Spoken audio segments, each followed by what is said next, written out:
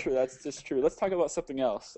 In news this week. How about that NBA lockout, huh? Oh, Oh, yeah. NBA lockout. Is anybody here a basketball fan at all? No? Yeah. yes. I am a Somewhat. Magic fan, and I just want my championship. This lockout is preventing that. Well, Well, the lockout is costing the NBA a ton of money, and they're just being babies. What a bunch of whiner babies. Yeah. Like, I don't know. Is it the players that are whining, or is it the No, league? the owners want to be able to put the risk in their decision on the players. I don't think that's right. Whoa. The risk in their decision on the players. What does that necessarily mean? Like, Their financial decisions, like if they don't turn out well, they want to be able to get some of that money back from the players. oh, so like in a sense, they want to be able to say, "We'll sign you for a $5 million contract, but if But- you don't perform very well, you have to pay us a little money back." I haven't been following it that closely, but I mean, That's the I gist of what I've almost been fully getting. say that. Guess what, guys? We're gonna give you you say, hey, we're gonna give you $3 million, and if you actually do good, you get a $2 million bonus. well, you know, but the thing is right? for the players, the difference is they could be getting $5 million in the NBA or go overseas and get $3 or $4 million. So they're getting millions either way. I mean, Yeah, I don't know why they're being such babies. I mean, technically, doesn't most of their money come from outside sources anyway? Like LeBron James, he gets like $60 million from Nike. Like, Well, the big names do, but I mean, you gotta Right, look Everyday across the whole players, you league. know. it's All right, just your like, everyday hey. The whole league isn't All making LeBron money. that's fair enough. And today, in Major League Baseball news, I'm a Cardinals fan, and I saw this on my MLB at Bat 11 app. It said that Albert Pujols was meeting with the Miami Marlins, and I don't think that'll actually go through or go over well, but it's still kind of nerve-wracking watching in the news, you know, the player who's been your favorite team's star player for the last 10 years talking about going over other places. It's kind of balls. Yeah. What are we watching over here? Sorry, I'm trying to do something here. It's All not. right. Uh, Are you Go like ahead and typing in a change my password that we can see right there? Or? yeah, no, it's not gonna show up. I just can't remember it. I'm just gonna hit the share screen button and put on some porn. Yeah, that won't break Ustream's policies at all. Oh, they will never know. Oh well. Yeah. Okay. That's good. Nobody watches Ustream. I gotta imagine that happens like every day. Probably. Oh, I yeah. mean, it's like All that, right. like that Sesame Street hacking not too long ago. Well, Yeah, we can that- talk. that- We can talk. Hey, we can talk something tech here, man. Gregory. Okay, I've installed the new iOS 5.0.1. I It put still doesn't everything fix the back to fact that it's an normal. iPhone. Yeah, it's Okay, awesome. aside from the bias, continue, Andy. I've also put everything back on the what was it, the time zone thing. I've added all that back on. The only thing I've not added back on, I've always kept that off, is ping. I think it's innately worthless. You know, I don't know why Apple's continued with it, but so far so good. I haven't noticed any problems. Battery actually does seem some better, even though I innately wasn't having a lot of problems to begin with. So Yeah, I have not had any problems with the battery. I really think some of the problems stemmed from people getting a brand new 4S or restoring from a backup. I think people need to start from a clean slate. Only one speaker on her earphones is working. From the Ustream Tabitha, it'll take 10 seconds to get to her. Yeah, I think we were just talking about that, weren't we, Matthew? Yeah. Yeah, it's a known bug. I can't do anything. Yeah, we're It's only something that broadcasting out of one. Yeah, we're still one audio stream. we're just trying to stimulate one side of your brain there. Yeah. It's a project for next time, I guess, right? All right, next time we'll stimulate the other side. Yeah. You can just switch. You can just Stereo's overrated. Mono's where it's at. Yeah. Yeah, just ask the Beatles. Says the guy with the huge ass headset right on his head with a microphone. I want one of those. How much does that cost? It's this one. It's on Tiger Direct. Let me look at it. LX Because 3000. it sounds wonderful. I mean, I could just go downstairs and get my friend's Canon and just set up a tripod with a Canon right here and a microphone, and I'd sound brilliant and look crisp HD. But I don't know. I just don't really care to.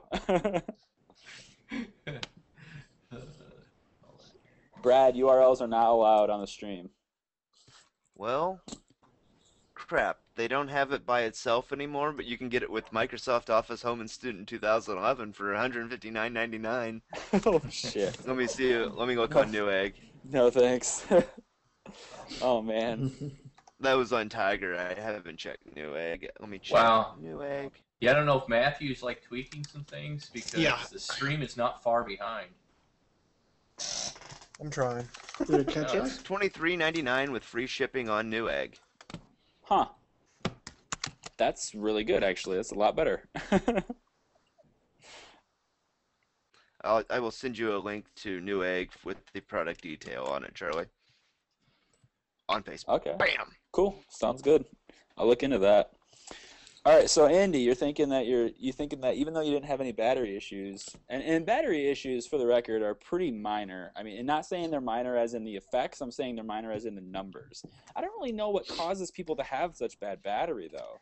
I mean, what I don't would know. it be? What would it be in the I've OS that seen would it. do that? Okay, coming from my side, I figured, okay, I've come iPhone 3G, iPhone 3GS, iPhone 4, and I've always from a backup, and I just think there's some residual stuff that hangs on in there.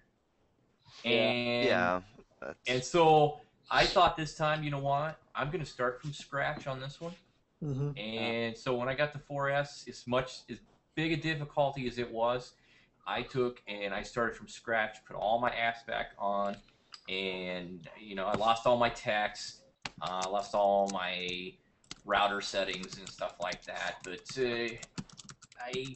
I then did not have the battery issues that other people were having. So whether that has anything to do with it, I don't know. It worked on my end. So. Yeah, I don't know. Like, I have people I'm in contact regularly, 5-6 people I'm in contact regularly. They don't have any battery problems at all. My girlfriend's 4S is a vast improvement over my iPhone 4 even. I mean, I don't know exactly what's happening with these people's phones. Maybe it has to do. I mean, I don't doubt that some devices that just have bugs and glitches. When you're producing as many phones on an assembly line as Apple is, there's Or any bound to be company. some problems with some. I mean, there's Yeah, I mean- got to be problems with some of them. I think Well- that there was somebody on Hot Tips, I think the other day, said their camera was rattling. You could hear it like rattle or can't something. read I don't that. know. Like Then it's- take it it's- back. It's like take it back and Yeah. get another one. Then it's Yeah. like it's They're like great with warranty let's go. exchange. I mean, it's like one of those deals where any person that I've been, excuse my language, any person that I've been bitching at other pages would go, oh, your iPhone's battery camera is rattling. Oh, well, that means all iPhone cameras are junk. It's like, no, it doesn't mean all iPhone cameras are junk. It means there happens to be something wrong with that device's hardware. Just happened to be wrong, so take it back and get another one. Someone missed some probably adhesive all in the technology. assembly line. Yeah, something got messed up on the assembly line. It happens. Some It companies does. have more problems than others, some Yeah. don't. And sometimes just one day you have more people who more products get messed up on one day and sometimes they don't, It just depends on Yeah. the time of You wonder if it isn't just that person that happens to be on that assembly line that day. Yeah. No, And his focus yeah. is just not there, and he lets a bunch of them go by, and It's just like, he just happens to be one of that particular 8-year-old Chinese kid that's been working 17 hours that day, just Yeah. And he's happens to just- be a little tired, At But- least you admit that Apple products are made by 8-year-old boys in a Chinese assembly line. Oh, no, I absolutely admit it. But, I'll admit that Motorola's, HP's, Dell's, Yeah, I'll I admit know. that all those other companies are done that way too. But I know. Yeah, Apple's I'm just saying. products are done that way. But, And yeah, I was and just going to say, I think speaking of all battery products are life. that way. Yeah. Speaking of battery life, what's going on? Speaking of battery life, my Inspire's at 50% in 13 hours in the day. That's good. I have no idea because I have this thing on here. I just But flip the switch. you just flip the switch when it gets a little low, right? You don't leave it Uh, on all day. I get to like half and then I'll flip it. Yeah, that's what I do. Yeah. Yeah. Because you I've honestly got like want to 4 charges like that from half, so. But we're power users, Adam. You know, we I know. use more than you do. Well, I use it a lot too, but I was just saying that depends on the day. I mean, obviously I wasn't using it all Today morning, was off being and it was in my pocket off the charger, but on standby, on silent while I was taking care of stuff this morning. Okay.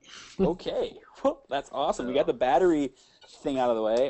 There was some reports, and actually, Brad, as always on top of this stuff as he is, decided to bring this up. There was also a lot of other problems that are happening after iOS 5.0.1, having to do with cellular reception as well as Wi-Fi connectivity, as well as just a bunch of other type of bugs. I don't personally think this is like a huge number thing. I think this is tech blogs looking for news, and they go to the forums and go, "Oh, one person has a problem. Quick, make an article about it. People are having this problem." I almost wonder what would happen if like when Ice Cream Sandwich comes out. I almost wonder, what if Ice Cream Sandwich for the first week doesn't allow you to connect to Wi-Fi? There's a bug. Will it be huge news that blows up? You know? I don't Most know. likely it'd only be on one or two device. It'd probably only be on one device. Yeah. Well, that actually would be an advantage of having your market fragmented. I think is that the problems would probably be isolated to a percentage of the devices. Right. Yeah, and it might not be Ice Cream Sandwich causing the bug. It might be Sense. It might be or freaking Motorola. It might just be, that device. It could be. But the thing about that is, when it comes down to it, you'll see the issue fixed on XDA developers in an hour for the people who want to root their phone and mess with the stuff like that. I mean, a recognized developer will have it fixed in no time. That's another thing I enjoy about having my phone. And plus, yeah, it says my warranty is void right now, but it takes me 5 minutes to run a quick few steps and get it back to the way it was, and they'll be like, "Wait, what are you talking about?" I have no clue, man. Hey, Brad brings up a good point, kind of. He says that Motorola shouldn't make software.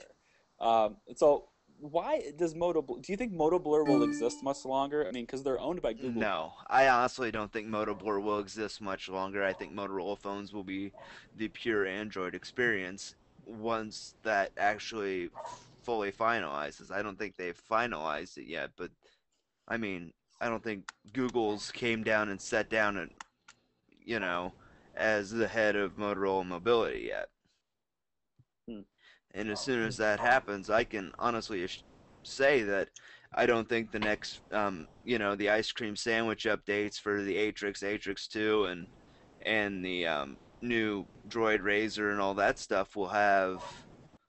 I mean, I don't think they'll have MotoBlur on top of them. I think they'll be pure Ice Cream Sandwich because of Google being in charge of it. They might keep the widgets around. They might duplicate as much of the old Motorola widgets as they can and put them in with the phone just to kind of keep people with that look and feel, but the MotoBlur itself will probably be destroyed. You don't think a lot of these phones that have their own Samsung and then HTC Samsung. HTC and Samsung will still do it, but with Google owning Motorola, MotoBlur is going to be a thing of the past, I think. But with the success of I don't agree. What? Gregory, what's your side, man? I just think that the selling point of all these other manufacturers is their skin, and if you water it down with a whole bunch of pure Google experiences, what's the selling point of the Nexus? The Nexus, to me, is Google's iPhone.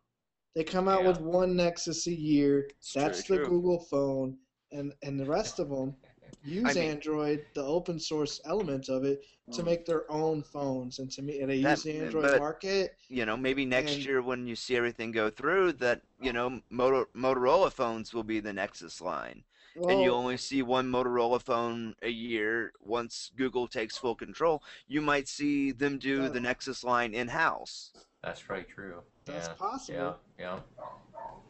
And they might actually keep Motoblur around for the devices and give people an option if they want a pure Google experience or Motoblur. And honestly, I think more people would take the pure Google experience than Motoblur. Yeah. Whose dog is barking? Oh, sorry.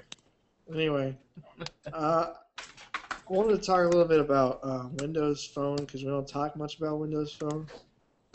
AT&T and Nokia are rumored to be launching a Lumia branded Windows Phone with LTE, and they'll be demoing it at CES.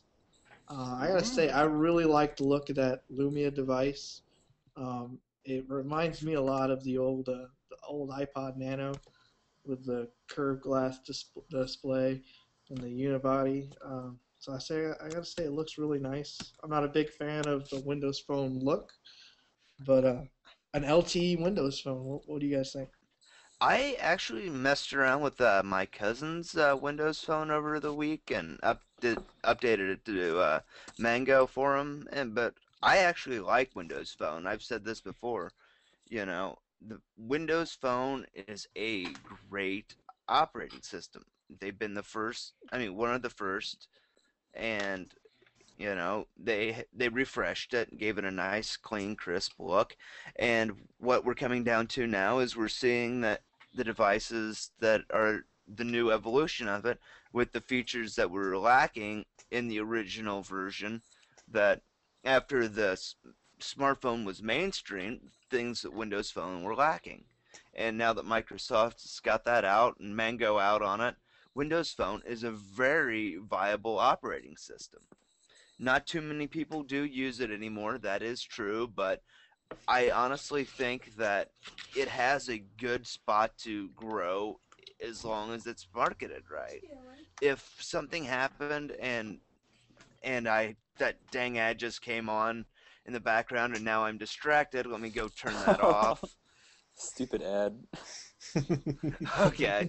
For all who are watching, we apologize if there's an ad every 15 minutes or whatever it is. I'm sorry. They probably That's can't not hear you right now. Out of our control. They're all Does listening it- to an ad. Does it come on at the same time for everybody? I No, don't it think dep- so. I It don't depends know. on when you started the. Yeah. See, that sucks. I hate ads. Yeah. All right. If it said that, the broadcaster, you're in a commercial break. If it was saying that we had a commercial break counting down, that'd be nice. It would be nice. So It we would be could, so nice. so we could all go be like, okay, guys, we got a commercial break. Let's go get a glass of water or Yeah. another beer. Yeah. We'll be right yeah, back a glass after of water. A glass of water. Yeah, Yes. after We'll I be- go shoot up some more heroin. I don't I'm just joking. No. I'm just trying to get Oh, some laughs no. here. Okay, where was I? Windows Wow. Phone. I was on Windows Phone, right? Corporate AT&T, are you watching? We're doing heroin. No. We're rethinking possible. That's what we're doing. We're rethinking possible. Okay, but Hey, no, like oh I was gosh. saying, with Windows Phone, I think it's going to be a very viable operating system when more people adopt it.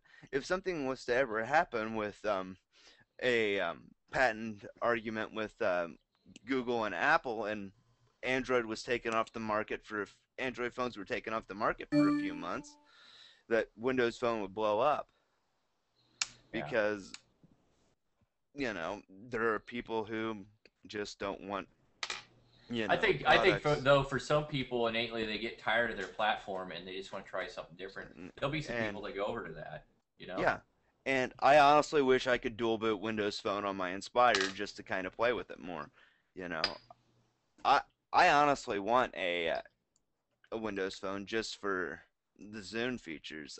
I mean, I've always been a huge fan of Zune. I think what's so good about I- Zoom? Huh? What's They're so good dead, about right? Zoom? 'Cause I don't. Well, not. Zune is Not not. the player. There are no Not the more player. standalone Zune players. Zune is. So sounds like Zune's dead to me. I guess specifically, my question is, what is better about Zune software on the computer? I'm assuming than iTunes. What is it the same thing, or I had never used it, so I have no idea what it It's is. essentially very close. They're very close together. Zune has a smart DJ feature and everything like that that'll help you find new stuff. But the thing I like the most about Zune is, I can just pay a monthly service fee, break it up with a few friends, put it all on our phone, or is I could share it with a couple friends. Each of us pay for 6 months and one time, and then back and forth between the two of us, or something like, or three of us, or however many people, and then just be able to download whatever on the go and not have to, and only pay the monthly fee as opposed to 99 cents a song or $10 for an album. I can download an album each month on Zune legally, then and be in the plus, or download more than an album each month and be in the plus over paying $10 for an album on iTunes. Okay. I've seen. I like subscription based better than I like pay as you go. Somebody saying it's choppy. If it's choppy, I don't know. I'm watching it on another browser, and it seems just fine to me. So if it's choppy, it may have to innately do with your speed of your internet on your side. Yeah. It's going to take about a megabit a second download just to do it, like a solid. Yeah. Oh, okay.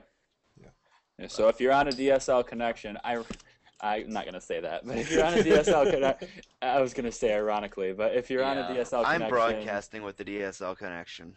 Yeah. No. If you're on a DSL connection trying to watch the feed, I don't know if it'll work that well. I don't know how it works, but It should sorry. still work, but you might be a little choppy. DSL's not the best, and I've been real happy your with house to shut your TVs off. Just tell them to shut down the television. That's for a little while. that would be. So that we makes had sense. we had the launch of some more LTE markets and 2 new LTE phones from AT&T. Looks like Lance, at least from our page, has picked up the Skyrocket. Haven't got any speed tests from him yet. Although I think innately some of the first speed tests are a little deceiving because there's not enough users on the. They're going to be a little exaggerated high, possibly, because they don't have a lot of users on their system yet. Yeah. So, let's see here. We had how many Blackberries added to? 2, with a third later this month, and a mystery device that hit the FCC today that has AT&T's bands, but not much else is known about it. The only 2 devices I think it could be is the 9790 or the Curve Touch. But it has AT&T's bands, so we could be seeing it on AT&T soon.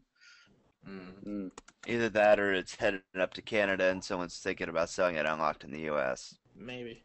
That happens too. Now I got a text message today. Having my SIM card inside the Atrix rather than the iPhone 4. I got a text message from AT&T today saying that in order to use the 4G network, I had to update my data plan to a 4G plan. I was under the impression that they were going to allow people to go from an unlimited 3G to an unlimited 4G. Yes, you can. Yes. You just have to tell them you are moving from a 3G to a 4G device. Okay, and it will still be unlimited? Yes, it will still be unlimited. Yeah. Okay. You might have to get like a manager involved if the person on the phone is stupid. Actually, they don't do that anymore. You can't get a manager to do it. They have to open up a ticket to process it. Too many people were just handing out unlimited data, so they had to find a way to make that work. So they made it where you had to create a support ticket for people if they lose their unlimited data. But if it's but if it's an actual network change, like the network changing it, and it didn't send you a tethering notice, you're gonna get it back. Yeah. Fair enough. Or if Walmart or someone stupid like that screws you over. You probably need to get it taken care of as soon as possible, though. Yeah. Yeah. Well, I'm not going to worry about it too much until the next iPhone comes out if I decide to get that device. But because obviously I'm gonna have to get this Atrix back in about a week and a half, and my iPhone 4 isn't going to have LTE, so I don't really care about it. Well, I'm not going to have HESPA, whatever it is. HS 21, plus. yeah, plus. 14.4 is still considered 4G, so. OG. Yeah, I think the iPhone 4S has to have a 4G data plan. Yep. That was one of my questions I wanted to bring up to the crowd that we have, as well as to the people who are talking, you guys, there's so much being thrown around 4G and 3.5G, which I don't really think even exists. I don't know why you can go half. You're either 3 or you're 4, at least for me anyway. If you had to break it down in a way to where this data is 2G, this data is 3G, this data is 4G, for maximum speeds, where are the cutoff points? Like, for instance, where does it stop being 2G and start being 3G for you guys, like in your opinions? And where does it stop being 3G and turn into being 4G, a fourth generation, not LTE or anything, but just basically the fourth generation of our cellular mobile life? Well, is it anything, in my above opinion, 300 and some kilobytes 3G? yeah, I think that's what they Is it said. really that low? 380 or 380 kilobytes? Anything above 380 It got dropped that low because of EVDO, just so they could say EVDO is acceptable. I do not call EVDO for 3G. You know, if people want to say that HSPA Plus isn't 4G, I'm gonna tell them that EVDO isn't 3G. You know, if you want to throw a 0.5 out there, at most EVDO could be considered a half a generation if they want to say that.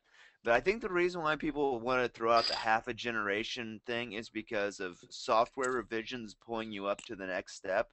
You know, as if you want to say HSPA Plus is 3.5 because it takes the existing 3G network, it upgrades it via software and isn't a physical increase. You know, I mean, but the way I see it is 1G analog, 2G GSM. Wait, analog, GSM Edge, Excuse me, HSPA Plus, Microsoft Messenger needs your UMTS, attention. and then LTE. It would be 4 for AT&T. But for Verizon, it's like analog, EVDO, CDMA, LTE. So they're on 3G with it. You know, their 3G network is LTE because it, you know, you want to say is, if you want to go by the technical standpoint of why you call it a generation, meaning a actual physical change of technology, is what the original standpoint of the, you know, 3G was. Not any way supposed to be associated with the speed you're receiving. And then they've decided that, we're gonna say it based on speed, you know, and that's not really the right way to, you know, I don't think that's the right way to judge to say your network's this because it goes this fast. No, that's just how much bandwidth you're going to get on their network, how much throughput you're estimated to get. All right, cool. I think that's actually makes a lot of sense to me. I wasn't thinking of it as in terms of that, so that's good. It makes more sense to me that way then. Somebody to asked, not be associated for it. Where's Chris from Android Task Force? Yeah, where is Chris? I sent out a post on the Android Task Force's wall. Timmy said he could. Timmy in said the chat, he he said he'd be here like 9:45, so that was 5 minutes ago. All right. Okay. Well, he'll probably be here pretty soon then, I would think. You know, I just can't believe somebody has a life outside of this type of stuff. I mean, what's up? You know? Yeah. What you guys do things? You actually go out. You guys don't just wait by your computers for the Hangout? Did you know it snowed today? What? When? I was at my computer all day. No, I was outside in the snow all day is what I was doing. Shoot. Oh well. Well, good stuff. I was outside. It was 75 degrees here, man. Awesome. Oof, that'd be nice. Yeah. All right. Got any other topics for us, Greg? I do. Awesome. Let's talk about. We were talking about Windows Phone earlier. AT&T's got a big one coming in the HTC Ooh, the Titan. November 20th for $199 on contract. Though you can get it now from Amazon if you want to drop $800. Man, I so much want to review that phone. I mean, one of us 2. Yes, Adam. Adam should review that phone. That would be the perfect phone for Adam to review. I will review it live in a hangout. I will unbox it and do some work with that. If we can get it here, I will unbox it live in the hangout and I'll AT&T, play are around you with listening? So what's so special about this phone? What's the big? I see the pictures of it. It's But huge. That's the biggest. 4.7-inch screen. Yes, What? if I hit you with it, Charlie, I'd knock you completely out. That's man. just too big. That's just too big for me. I can't handle that. You I know, know, man. truthfully, I've got to say, when I had the Infuse, and the Infuse screen, what, 4.5? 4.5. And innately when they said they were sending that, I thought it was going to be too big. Really, that is an awesome looking screen. That is it's not too big. I'm not sure how thin the Titan's going to be, but the Infuse is nice and thin. Fits in your pocket fine. I mean, I had no problems with the Infuse. Okay. I was pulling that off, but 4.3 fits comfortably. I mean, it's just about right, but I'm not sure how 4.7 is going to be. But then again, it all depends on how you're using the real estate on the front of the phone. Mm-hmm. And HTC is really good about not wasting real estate. So. Yeah, Motorola really didn't waste any real estate at all on this Atrix. I was actually kind of impressed that it's pretty much as thin as my iPhone is, and yet it's a 4-inch screen, and it's Brian, it's almost as wide. HTC's had a lot of Windows phones out. They have the Surround was the first Windows phone on AT&T, and then T-Mobile got the HD7 at that time, and Sprint got the Arrive, which is essentially what US Cellular has released as the Pro 7, I believe is what it's called on US Cellular. Yep. And then Verizon got the Trophy, which was mediocre at best. But lots of Windows phones from HTC. And arguably, and as I will always say, HTC is my my manufacturer of choice, because I just think they do a real good job with when they design a phone. I mean, they know how to make them, easy on the eye, and they're usually very well made. The Inspire was solid. It is a very solid device. Yep. I love the unibody construction of it. The only complaint I have is this annoying battery door that is. Get it on. Yeah. That is probably the worst battery door I've ever dealt with. Yeah. Yeah. The one I had the first one I had at the store, the manager scratched the hell out of it trying to get it open, and I didn't take it home with me. That one's still sitting on the shelf as the display unit. And I was in there the other day, and someone was looking at it and said, "Why is this scratched up so bad?" It's like, and I actually was sitting right next to the guy. It's like, I'll field that one. That one was gonna be mine, but he scratched it trying to get it open.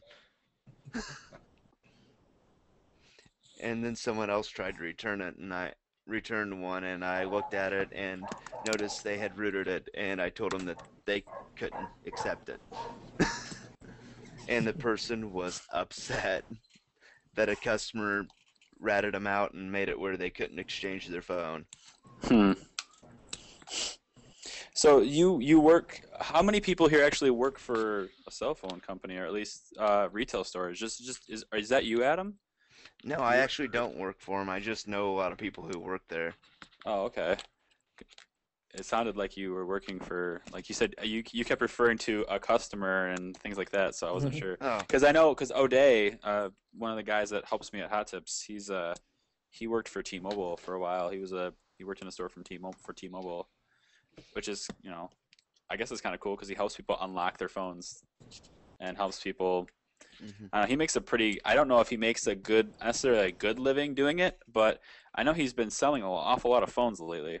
So, and since I told him as long as he keeps up and writes articles or helps people with questions on stuff that he produces, he's more than welcome to use the page and the website if he wants to sell his phones. If he wants, I told him, as long as you're helping me, I'll be more than happy to help you. So, I think it was Ken that posted, I think, on our page how T-Mobile's second quarter wasn't that great, but their third quarter was improved, more than likely from now looking like maybe an uncertainty of whether AT&T is even going to acquire them or not. So yeah, what's the status on that? I haven't heard much lately. I haven't. Well, Pushback. it's got pushed back to a hearing in February of next year, but the whole thing was the judge reviewing the case was did question Sprint's motives of why they're protesting it, saying that, well, it seems like you guys are only in it for yourselves, so yeah. you need to resubmit your case before we look at it, and not be so biased. The judge said, I believe the quote was, "You're not acting in the interest of the consumers like you say you are." Yeah. Huh. He showed Sprint's true colors.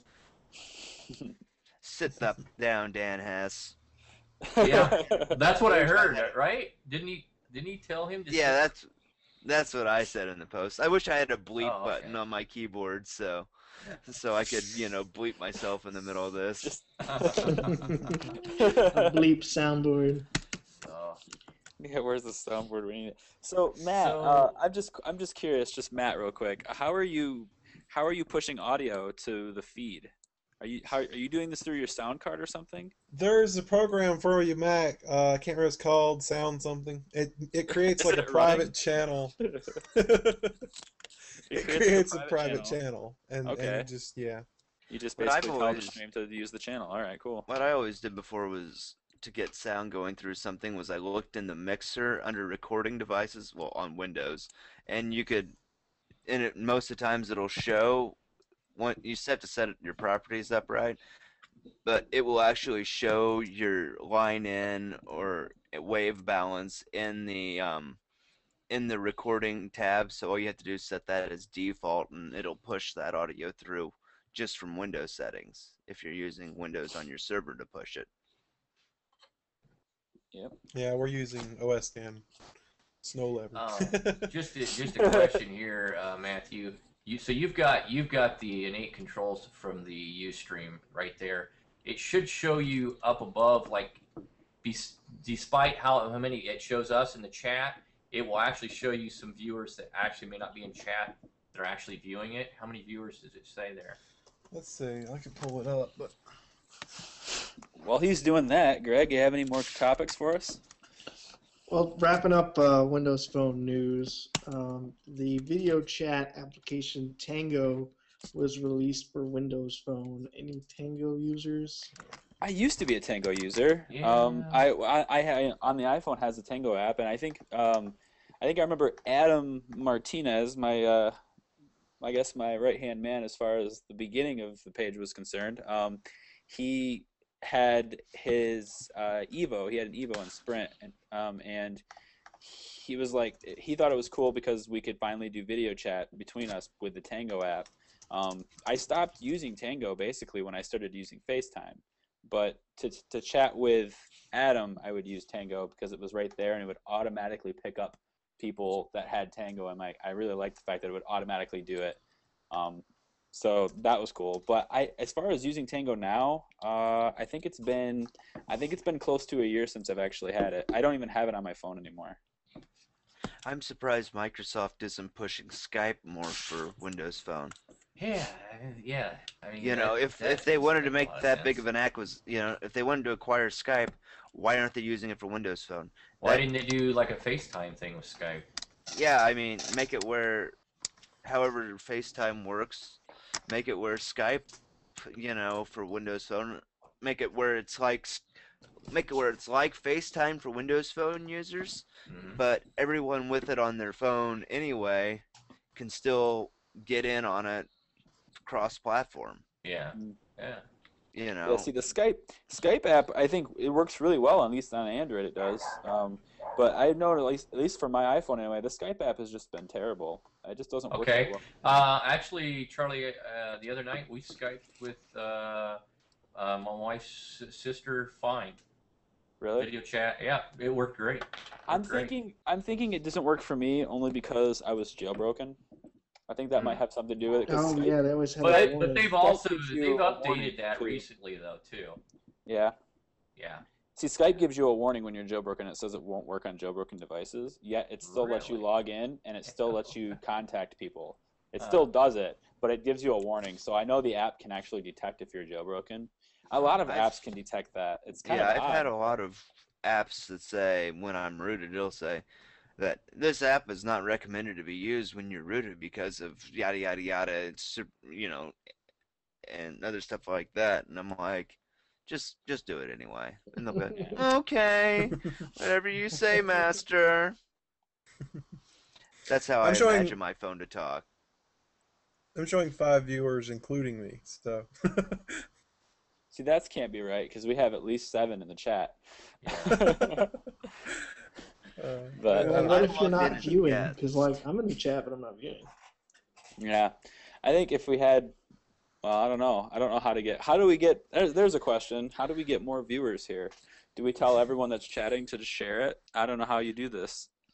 How do you get more viewers here quickly? We get an army of monkeys that invade people's houses and make them smart enough to where they will go to our website, whatever website we're using, and pull them into our video stream, and we will have them point guns at their head while we are on the air, while we're on stream. Let's convince AT&T to just post our link next time we do it, right? You could, yeah. Well, you know, I posted it over their site. Let me go see if they took it down. I don't think they took it Ken down. Ken was stating today that they took some, but I think what could be occurring there is the same thing that's been occurring with our page, is it's throwing it into spam. Yeah, in they our probably hidden got folder. they've probably got a hefty little bit of filters set. Yeah, it's As it's many probably posts as they get a day. yeah, it's not up there. I think what probably happened was it's in the hidden folders. Yeah, it was there for a second, and now it was, or at least, well, it may not have been there at all. I just may have been, to me it might have been. So, yep, I think it's probably in their hidden folder. So AT&T, if you're watching, please take it out of your hidden folder and put it back on the page, please. Yeah, and they don't delete this post by someone saying that reader gets AT&T to admit that their towers suck, not the iPhone. No, it's the fact that people buy service in areas where they don't have good service. Absolutely. And Oh, my think goodness, that it's yes. supposed to work, you know? No, Yep. you know, AT&T's ratings have gone up in the last few months because people have a choice of where they can go for the iPhone. You know, Yep. I don't want to sound like my typical Apple hater self when I say this, but at the start, everyone was bitching and complaining about AT&T's network when they had an iPhone because they bought it in a place because they're signed up for AT&T service where they shouldn't have had AT&T service. And then they were like, but it's the only way I can get an iPhone. I mean, I don't know how many times were you on, and then I go, can you give me your zip code? And I'd go to the coverage viewer, and I'm like, Poor. I mean, yeah, you're on GPRS barely. I mean, you know, it's like, why would you buy an iPhone living in that area? I mean, It's so ridiculous. You always pick a network before you pick a phone. Always pick a network before you pick a phone. You know, and I don't know why I want. We should be able to let pictures be posted on our page again. I took that privilege down a few months ago when we had that whole fiasco going on. No, it's innately it's Facebook's new filters, and we just got to go check the hidden folder every so often. Yeah, I'm getting that too. I know it's a lot of them for mine that, like, I have a really good intelligent filter on mine, but it's but it sucks sometimes because people will post links to my site. I'm trying to have help with this, but I don't know what to do here. Can you explain it more? And I won't see it because it's in the hidden folder because my filter's picking up my own site. But the main thing that can't happen on my site is other pages can't comment on my page. That's the main thing that's happening. If they comment on it, it gets sent to the hidden folder.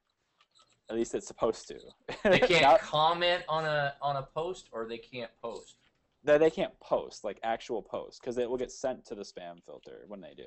It's a really, I find it to be a great intelligent thing, because I was getting so many pages coming up and saying, come here, like us today. Come here and like us. Come here and like us. And it's like, dude, get the hell off my page. Stop spamming me. And so it was, I don't know, it was one of those things that I just had to like put in. So now when another page posts on the wall, at least it's supposed to, it goes like right back to the spam filter. So that's cool, I guess. No, it doesn't. It does. Should. I just posted on your site right now. Where is it? Let me see. I don't see it. Oh, you just got rid of it. I refreshed it once, man, and it was still there. It's gone. I don't know what to tell you. Yeah, right. Okay, scrap that. Okay. I removed it that time because I was waiting for you to test me. What actually happens is if you post it just to like say hi, testing Charlie, it won't do anything. But if you post a URL, that's when it'll spam you. It's because my filter for comments has a spam tag on it, and the spam tag is simple. It just says HTTP. That's the spam tag. Any post that has HTTP in it gets sent right to the spam filter. So as soon as you put in, visit us at HTTP/whatever, it goes right to the spam filter. It's just. Are you listening to this, Matthew? Mm-hmm. It's immediate. Could you work on some of that with our page? It happens. Although, I don't know. I guess I don't. There's some. But pages, with your page, I want. With your page, it would be, I think, harder because you guys have a lot of people sharing articles and sharing stories. Yeah, I don't think I really want that. Yeah. To where mine, I've never had anybody really share a story unless it was, I guess, trying to advertise something they want. I mean, every now and then somebody will post a URL, something. Like every now and then somebody will do that, but it's not something that happens really common. Look on the page. Like a lot. Look at what page. I win. What? On the hot tips page. There's nothing on the hot tips page. Oh, it was there. I refreshed it. Come on now. There's nothing. Yeah, there we go. Yeah, it's still there. There's nothing there. Yeah, there it is. I still see it. I don't see it at all. I see it in my hidden. I see it. Look. I'll share it. I'll show you. It's in my hidden screen. It's in my hidden folder. I'll show you. It is. If I refresh my page, it still innately is showing up to me. Yeah, maybe it's because we're admins or something. It could be. It's something. Let me share my actual desktop here. All right, hold on. Go into Hot Tips. Where's Hot Tips? Load it up. Okay, here's my site. Nothing here, right? I go into Hidden Posts, and there you are. That's where it is. If it has, and it's weird though. Oh, you tried to put a space in there. Yeah. Oh, that's clever. That's clever. Now I'll show you what my spam filters are, and this is probably whatever. I don't really care if people see it. It's right here. These are my spam filters: HTTP, Mod My Eye, Redmond, Slick Wraps, TechCrunch, The Next Web, www. So it's like these are. See www. If I'd have spaced it, it'll work. www does it too. So that's my spam filter, because there was constant posts just nonstop from people putting just tons of like those jailbreak this tethered with this, it's unstable, I can't help you with it, and I won't provide any support type articles from Redmond Pi. Yeah. And I was just like, I don't want people reading these because they're going to try them and then they're going to say, help me, I don't know what to do and I can't fix this. And I'm going to go, dude, I didn't tell you to do that and I don't know how to fix it. So instead of saying, okay, go and try these tutorials, go on, post links all you want, I kind of, in a sense, maybe this is kind of, maybe Android people will go, hey, that's kind of like what Apple does. But I essentially censored out the stuff that I didn't want to prevent people from doing things that I didn't want them to do. So you didn't have to support other people's fuck-ups. Sorry about my French. Kind of, you know, yeah, but at the same time, I don't like posting links to show people how to root it because I don't want to have to support them on it, you know? Exactly. You mess it up, you mess it up. But at the same time, you know, I will definitely help you if you decide to. And, you know, if it's a phone I have, if someone's asking about the Inspire, I mean, the rootkit for it is so idiot-proof now. You just essentially press one and it's done for you. You know. Yeah. Mhm. So it's like, hey, if you do it, I will tell you guys, I'll kind of help you get back from it. If you have that random computer glitch while you're doing it, I'll tell you, find this file here, put it on your zip card, name it pd98img.zip, hold Yeah. volume down on your phone while you're starting it up, pull the battery out, hold volume down in, slide the battery down, pull it down while holding volume down. It'll come in and it'll install the zip for you, and you'll be back to stock. Did anyone just tune that out? Sorry. It got to the point where it was like, there's so many steps. I don't know where I am. Why can't this just be like Black Rain, where I go, make it rain, done? Make it rain, done. But that's basically it. I mean, a lot of people are asking me, why don't you guys have articles about how to do the new tethered jailbreak? Why don't you have articles how to do the new thing from Snowbreeze? And my simple answer to it is, I don't like tethered jailbreaks. I think they create a lot of problems, and I don't really care to make a tutorial on them. I probably should, because they're huge hot topics and they'll get tons of traffic.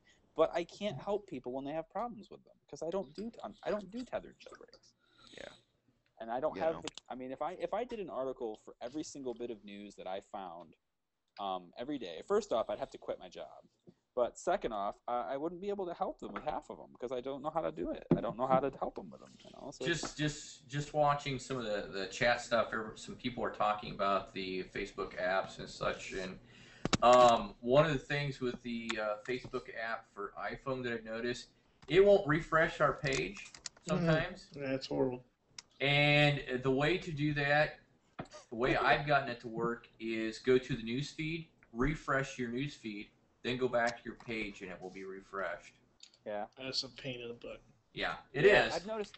It's kind of interesting. I don't like the Facebook app for Android. I think it's absolutely pathetic and a waste of my time.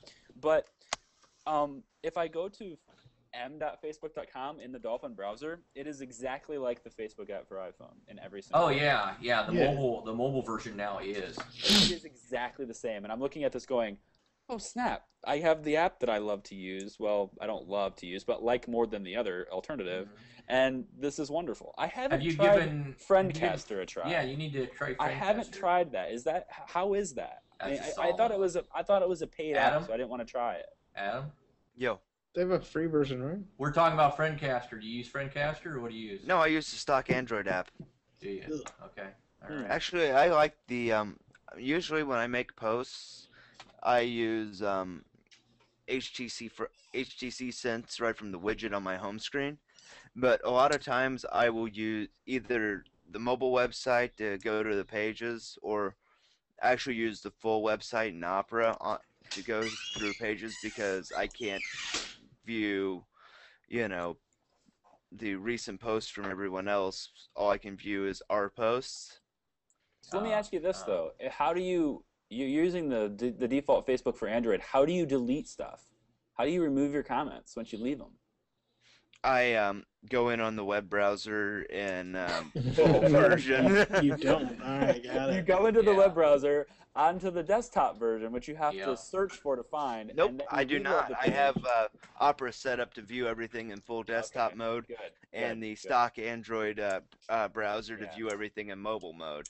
Yeah, I actually have two bookmarks in Dolphin HD. I have one bookmark that takes me just to normal web or normal mobile version of Facebook, and then the other one is bookmarked specifically to take me to the full web browser. And all I did is I go into the Facebook mobile, go down to desktop site, hold it down, copy the link, then I paste that link from that desktop site button, and I make a bookmark out of that button. So every time I click it, it's like I'm on Facebook hitting desktop site, and it's just done.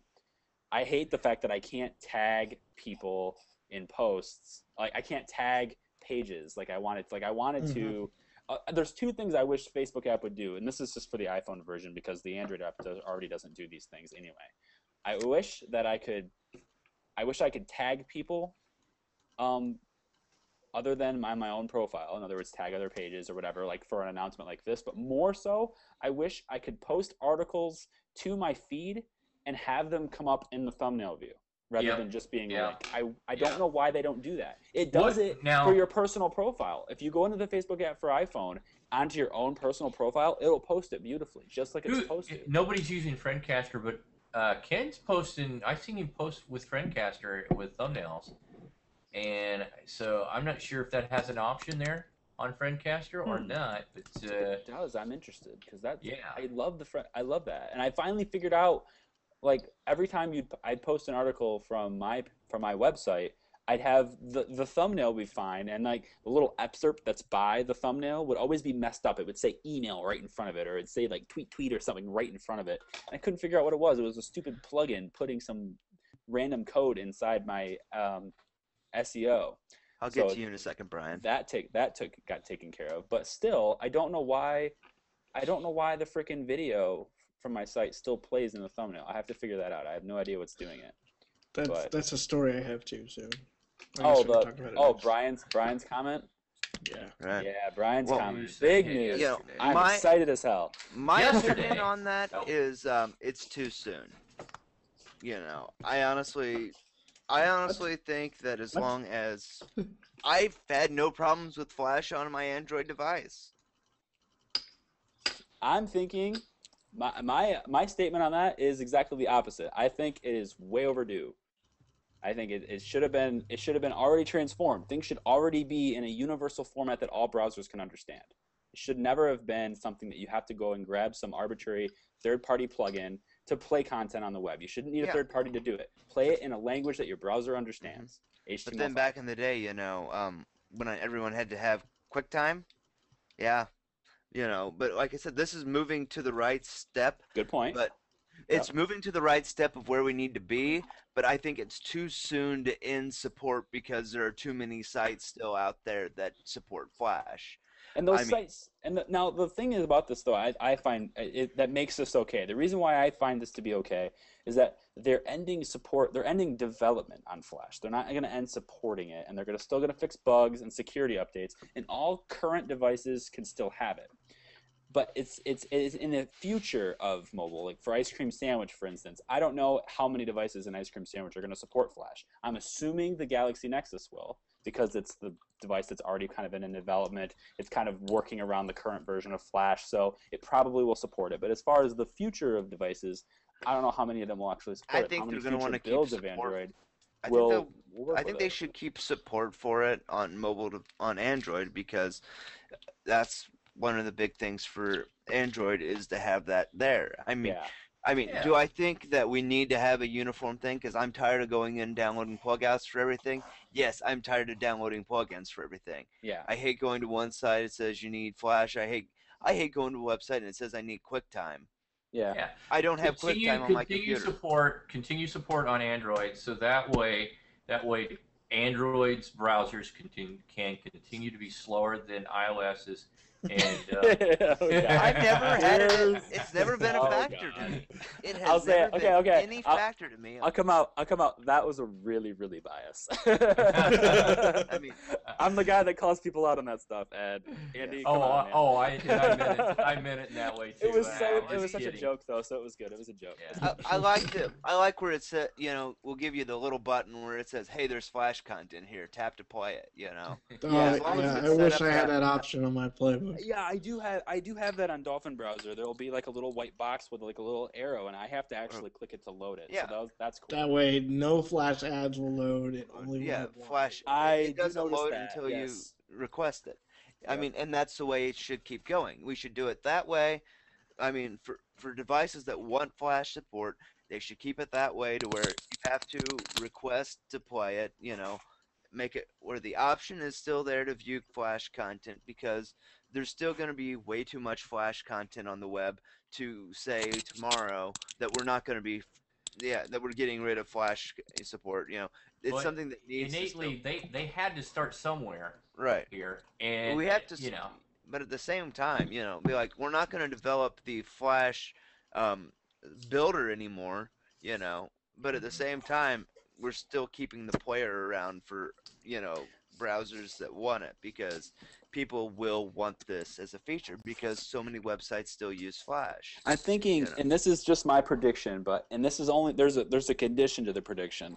If Ice Cream Sandwich goes through and there's devices coming out that don't support Flash anymore, their current build of their software just doesn't support Flash because they've stopped developing it and they've stopped updating it. I see Flash being completely eliminated from the entire web in under 2 years. The reason I say this is because if the mobile market does not support something, you are not going to put it in your website, period. Right. The entire I do see that. the entire industry is moving to mobile. If you don't have a site that's compatible with mobile, it doesn't work. But in the same sense, though, I'm also seeing But there are sites that are still going to be lazy. there's sites that are doing both, actually. Me and Andy were actually kind of poking fun at Dwayne a little bit in a previous post. Yeah. Because he was saying that, hey, by the way, it doesn't work on CBS. Oh, and by the way, you can't watch videos on Comedy Central. And I was like, what are you talking about? I had to go to CBS.com and click a video and watch it. A whole CSI video. Yeah, it's like, wait a second, what are you talking about? He's like, no, you can't because their videos are in Flash. I'm like, okay. So I go on my iPhone and I click Comedy Central and I'm like, oh, cool, South Park. I click it and sure enough, the South Park starts playing. I'm like, yeah, they had it. Nice Flash. There you go. And the thing that's different about it though is that their full desktop site is in Flash, but their mobile site is feeding out a different format video. It's not Flash. I think it's probably feeding out an M4A video or whatever. I don't know, whatever, some random video file some mobile video file. I mean, my phone will pick the website up in Flash because I think it's the version is actually specific proprietary whatever video file that's predominant with iPhone, because I've tried it through the mobile website and it's came up and said file not supported. See, there isn't a proprietary format for iPhone though. It's MP4 QuickTime format is universally supported with every browser and every play. I mean, you don't even need. I had to download MX Player to get it to open in the player. It was weird. I had to download some other kind of player to get it to come up natively on my Android device. But when I went in using, what are you showing us? You got to talk, Brian. We can't. When I went in using Opera and just with it set up on the CBS.com. desktop. Yeah, and so that's the basic thing is Apple's trying to push HTML5, but their primary video format is MP4 with AAC encoding, which the guy in the chat pointed out H.264, which is AAC. They're both the same. They're just a different way of saying it. So that's their format, and all media players understand that format. That's one of the reasons why they chose it. But I think the other reason why they choose it is because they don't want to. There's reasons why. Apple does piss me off about some things. They don't piss me off about the Flash thing because I still don't see a reason for Flash on my phone. But they do piss me off a little bit about the Blu-ray thing because they don't put Blu-ray players in their computers. And they have these super high-res screens, and they don't put Blu-ray players in their computers. And I think the only reason they do that is because they don't want to give Sony money. I think it's really the only reason why they do it, because they know that Blu-ray is Sony and Sony only, and every single Blu-ray disc that gets played, or every single Blu-ray disc that gets bought, is Sony. And so I think they come up with a story saying that the future is downloads only, and maybe it is, it probably is, but that is too soon. It's not downloads only yet. And I wish they had Blu-ray players. Do they even have Blu-ray players that you can like hook up to a FireWire port on your Mac and just play? I don't know if they even have those. They probably have external ones. I hope they do, because I don't know, that's kind of odd to me. My laptop's monitor resolution is full 1080p. I don't know what my resolution of my monitor is. It's really high res. But I wish I could play HD footage. I was looking around a while back before Windows 7 came out, when I was actually considering a Mac. I was looking for a desktop because, yes, I actually was considering a Mac before Windows 7 came out. Okay. But Windows 7 completely sold me. Because Vista was a disaster. I was still on Windows XP. Oh, good. You're smarter. You're one of the smart ones. I mean. But it's got the snap feature. See, and I was on I have the snap XP feature on my Mac. I have I the was on snap feature XP my and Mac. Vista was my option, and so there was no way I was going to Vista. So Yeah. I'm like, well, On you know what? Snow I'm going to give Leopard? this Mac a try. So I have the snap feature on my Mac. I have it right now. On Snow It's- But Leopard? yeah, Yeah, on Snow Leopard. mine is running in Huh. the web browser using Flash on ComedyCentral.com. Yeah, there you go. Yep. See, and I can do, and then my other argument was that The Daily Show and Comedy Central and Colbert especially, they have an app. You can watch all their stuff from an app, which I know you have to have an app rather than the site, but it's actually much more intuitive and a lot faster to do with Yeah. the app. But here, I'll show you, Greg. I have it snapping on my screen right now. I'll show you. Okay, so here is my desktop. Hi, everybody. All right, here's my desktop. I'm gonna load up 2 windows. Here's 2 browser windows. Can you see them? Nice porn Hi. on your I had desktop. the porn. Okay, and watch this. Ready? I'll just slide this over, and done deal. It's just like exactly what you needed, and it comes up nice big size as it was supposed to. And if I want it to be full screen, like say it's really small, I do it just what Windows 7 does. I just come up like this and just boom, it's full. Is that built in? I never tried that. No, it's a tool called it's a third-party plugin. Technically it's in beta. It's called Better Touch Tool, and you get Better Touch Tool, and you can completely manipulate how your computer handles your multi-touch. You can even put in your own custom gestures, but you can also remove gestures. So now when I go to my desktop and I have the Finder active, and I go and pinch my fingers back and forth, you can't see me doing it, but it doesn't make my icons really huge anymore and really small anymore, because that was really annoying to me. So now it doesn't do that. So I can control that. But aside from it, I'll just show you there's the preferences panel here. Aside from being able to control your keyboard and your trackpad and all the other stuff, there's also a there's also another settings part here What? where you can come down to the bottom, and right down here you can enable window snapping, and it'll allow you to have that same feature. It's pretty nice. what are you doing, Adam? I was just being silly. You are, man. I was like, what the heck? So. But I was gonna say, my opinion on Vista is it's a lot better now, but at its release, there were so many problems with it. It actually Yeah. took me a few years to move to Windows XP. I was using Windows 2000 Professional, Yeah. and I thoroughly enjoyed it. I actually kept Windows 2000 Professional on a old hard drive that I could plug into my computer whenever I needed it, because of just in case if I had Windows XP crash and all the permissions were jacked up and I couldn't get into anything.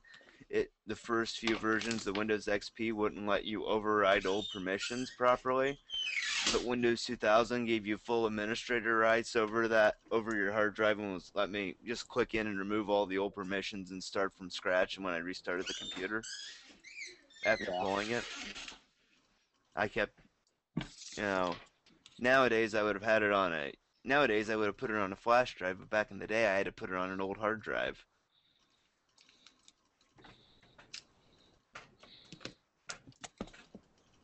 But yeah. Anyone else have any topics they want to hear about, or do we have anything else to talk about still? Oh, I've got plenty more to talk about. All right. I've got What one do of we got? the.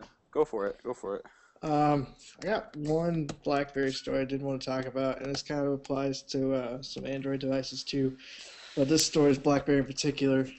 I've got my trusty old Bold here, and on the back, one of the features that hasn't really been put to use yet is this NFC chip on the battery door. A story came out this week that BlackBerry is working with a company in Sweden called Assa Abloy to use your BlackBerry to unlock doors. So a cool NFC feature, and NFC is already on the the Nexus S. It'll be on the Galaxy Nexus.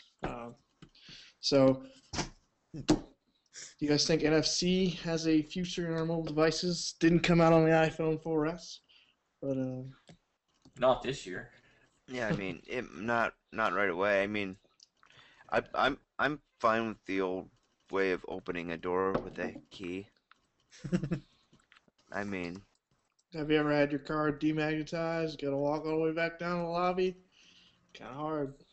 Oh, at a hotel room. Yeah, that's one thing. But I bought a Schlage Oink lock a few months ago. It was on sale at Radio Shack, and I got the code entry on my doorway, and it came with a little device I can hook up to my network, and it's actually has not Wi-Fi built into it, but I'm trying to think of what it's called, but it's got a wireless connection in it, and I can open it up with an app from my phone, just with the Schlage lock.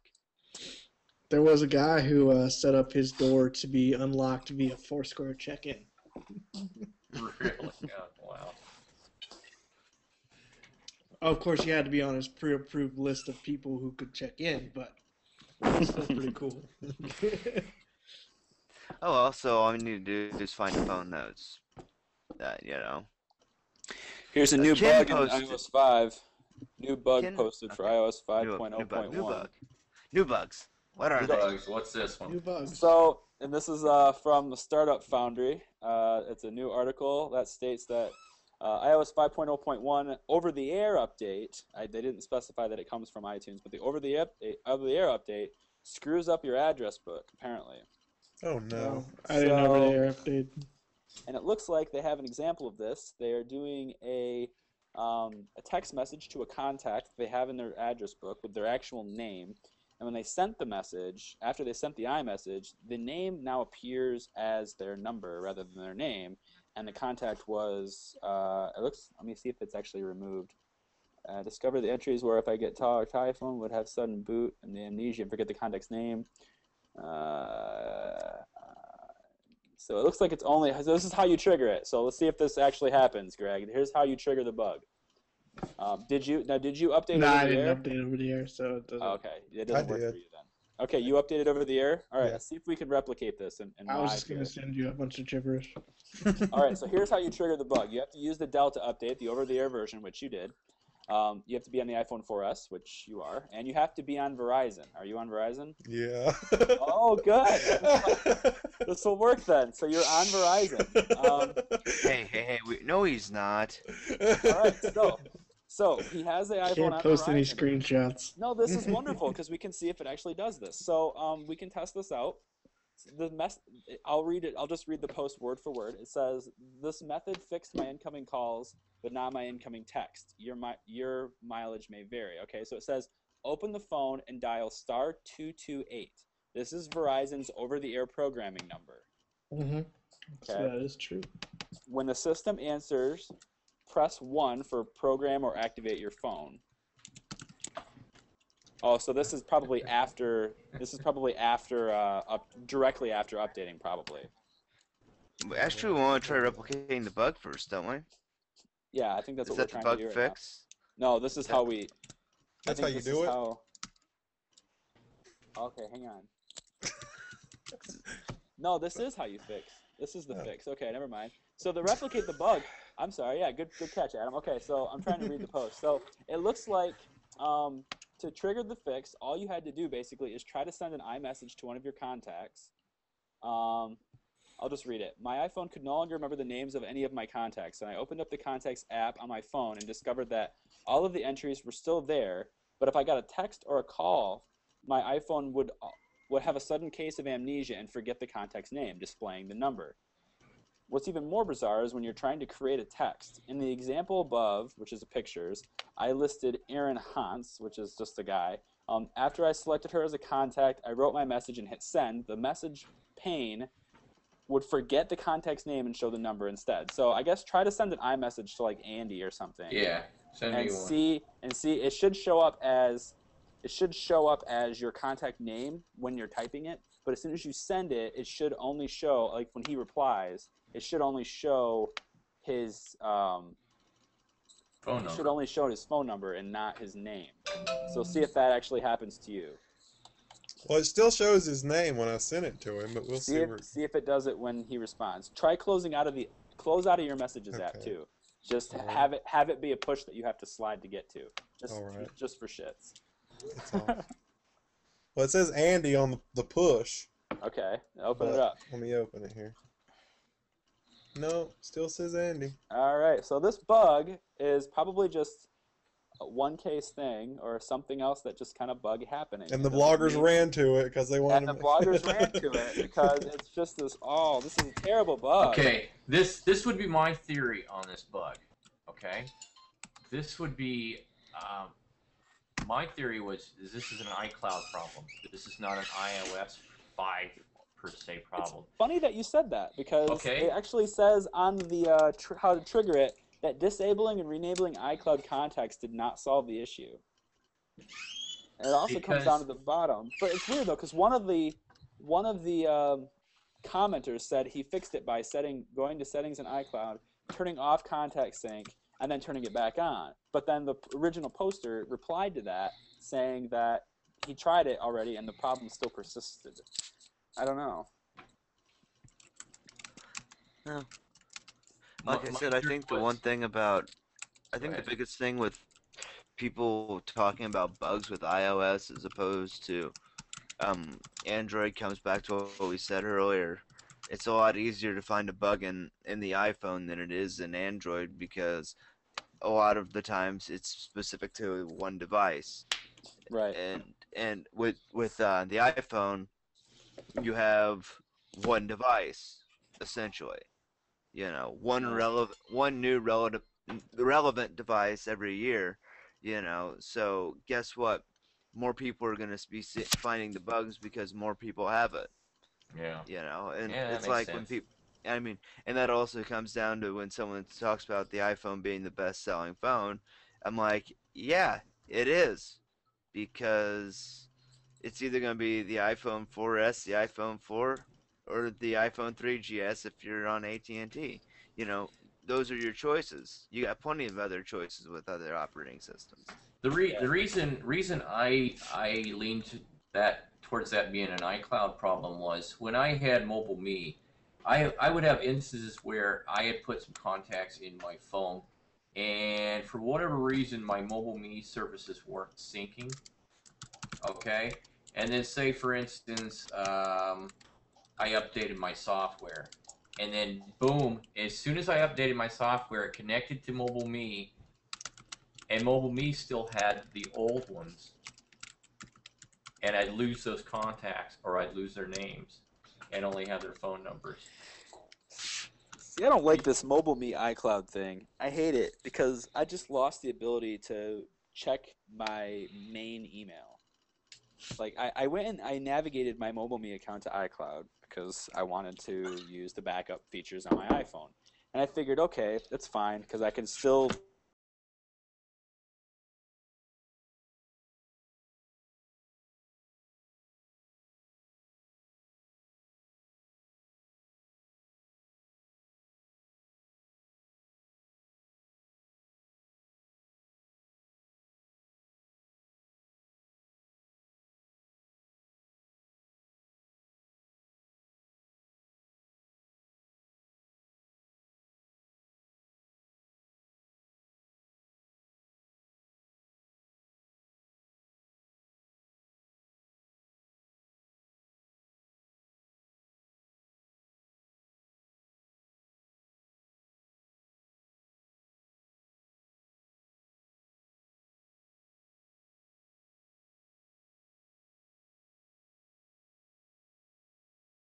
whole site even has a tutorial on how to set that up and how to do it. But I remember you saying that you couldn't get your Mobile Me email on your Atrix, right? I can't get it on the Atrix either, no. See, and when I used the Inspire, I could get my Mobile Me. I could get my Mobile Me email there. I just think, and I'm just not meant to do email on Android. I think that's what it is. I think it's just I'm not meant to do email. I think the device itself is just not meant to be used for email because I can't. I mean, maybe it's meant to be used for email. That's a bad statement. It's not meant to be intuitive with email because I just can't get anything to work with email.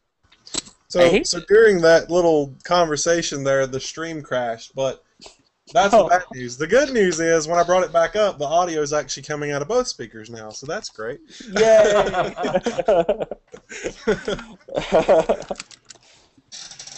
Sorry, people. Yeah. I don't even think they noticed. They're just talking. I don't even know if they Yeah. I don't know. Tabitha noticed. Not even Tabitha doesn't listening. miss a What beat. just happened? Okay. Sorry. Sorry about You that, know. everyone. So let's talk iPhone. Let's talk iPhone. Cause I've got a lot of stories that. But anyway, let's talk Okay. unlocked iPhones.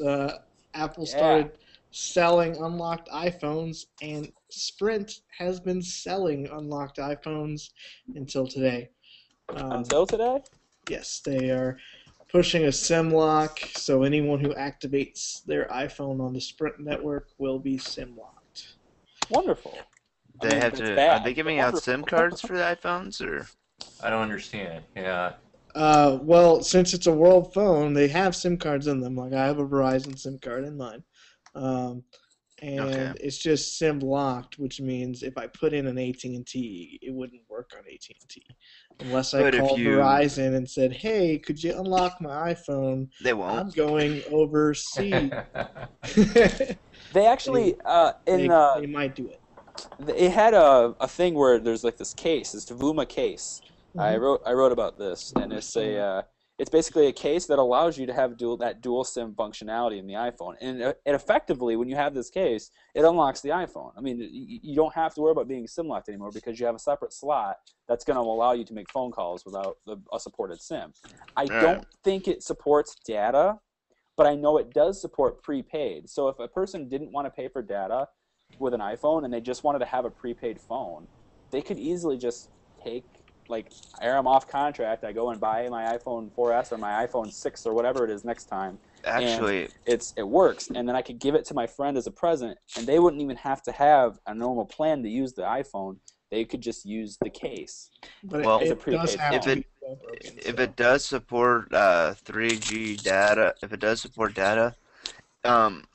go with I highly recommend excuse me, Straight Talk, and Right. getting a 3G phone from them. They're like a $200 phone, but it supports their 3G phones use 1800. I think it just uses almost any GSM network it can find. That's 3G. So the ones that they have in stores are 850, 1900, which would be an AT&T roamer, but you could actually cut your Straight Talk SIM if it was unlocked and put it in an iPhone 4 or iPhone 4S and have decent data speeds and pay $45 a month. Yeah. It is important to note that case the case itself doesn't need to be jailbroken to use it because it's a case, and it does have a battery in itself, so it will effectively double your battery life. At least they say it will. But you do have to be jailbroken to use the Vuma app to make the dual SIM functionality exist. So Because it's basically wrapping your phone in another phone. Kind of, yeah. It has its own battery, and it has it's a little speaker and a call and an in button. Yeah, and because of the case, actually, why it has a dual SIM basically is it takes its own battery pack and it plugs itself into your USB connector. On the other side, it has its own USB connector here so that you can still dock it, but you have to have a different dock because it's really thick. But on the side of it, it also has the SIM functionality that you can open up too. Did it have micro USB on the side? I think. I don't Is think what so. I saw. I think it supports a normal dock. Let me look it up again. As I said, I could have swore I saw a micro USB port on the side of that because I looked at it. I wish just everyone would. I wish everyone would just adopt micro USB or some kind of standard and be done with it. See, I hope they don't, and this is the reason why I hope they don't. I'm finding it to be extremely annoying with my Atrix to have to take a little mini USB and find the little mini USB port and plug it in. I know it's not a huge deal, but in my case, and yes, it's more universal, and yes, I can just ask my boss, hey, can I have your charger cable and pop it in. But I do have bosses with iPhones. Regardless, that's beside the point. When I was afraid of breaking it. I'm laying in bed, lights off, checking something right before I go to bed. It's dark. And I am searching for my cord, and I found my phone, and I'm like, "Oh I've been there. shit! Yeah. Where the hell is the thing? It's not there. It's not there. Wait, oh shit! It's upside down. Flip it over. Ah, crap! Where the hell? All right. Where's my iPhone? All right. light on my iPhone. All right, now I see it. Click, and it was like I did not Been have there, any done of this. that. I did not have this problem at all, and all I had to do was just find the cord. Done. It was like a piece of cake. I mean, I just wish they would do it like, all this universally say the same way, this way on the very bottom, every phone, done, So you could almost make a universal dock that just had a kind of a closing, latching thing. But then and Apple then- wouldn't make any money on their extra chargers when they fray. Well, When they intentionally fray, you mean? I don't think they intentionally fray, but I do They're think just they that fray. crap. I think They're they have just crap. I think they have a minor design flaw, I think is what it is, because not all of them fray. And actually, if you treat any real cord the way that those charger cords are treated, Apple's are anyway, they're gonna fray. They're going to. I mean, my power cord, because when you hold it, when I have my cord, it's basically like this all the time. It's like this, or when it's plugged into a normal port. Let's say it's laying down on the when it's laying down. Wow, that's a really big one. You have an old one, don't you? this was probably one of my first. I think that's like from the original iPod. Anyway, the 2G iPhone. Here, I've noticed a lot of times that people who buying the aftermarket iPhone charger lasts longer than most aftermarkets last longer than the original.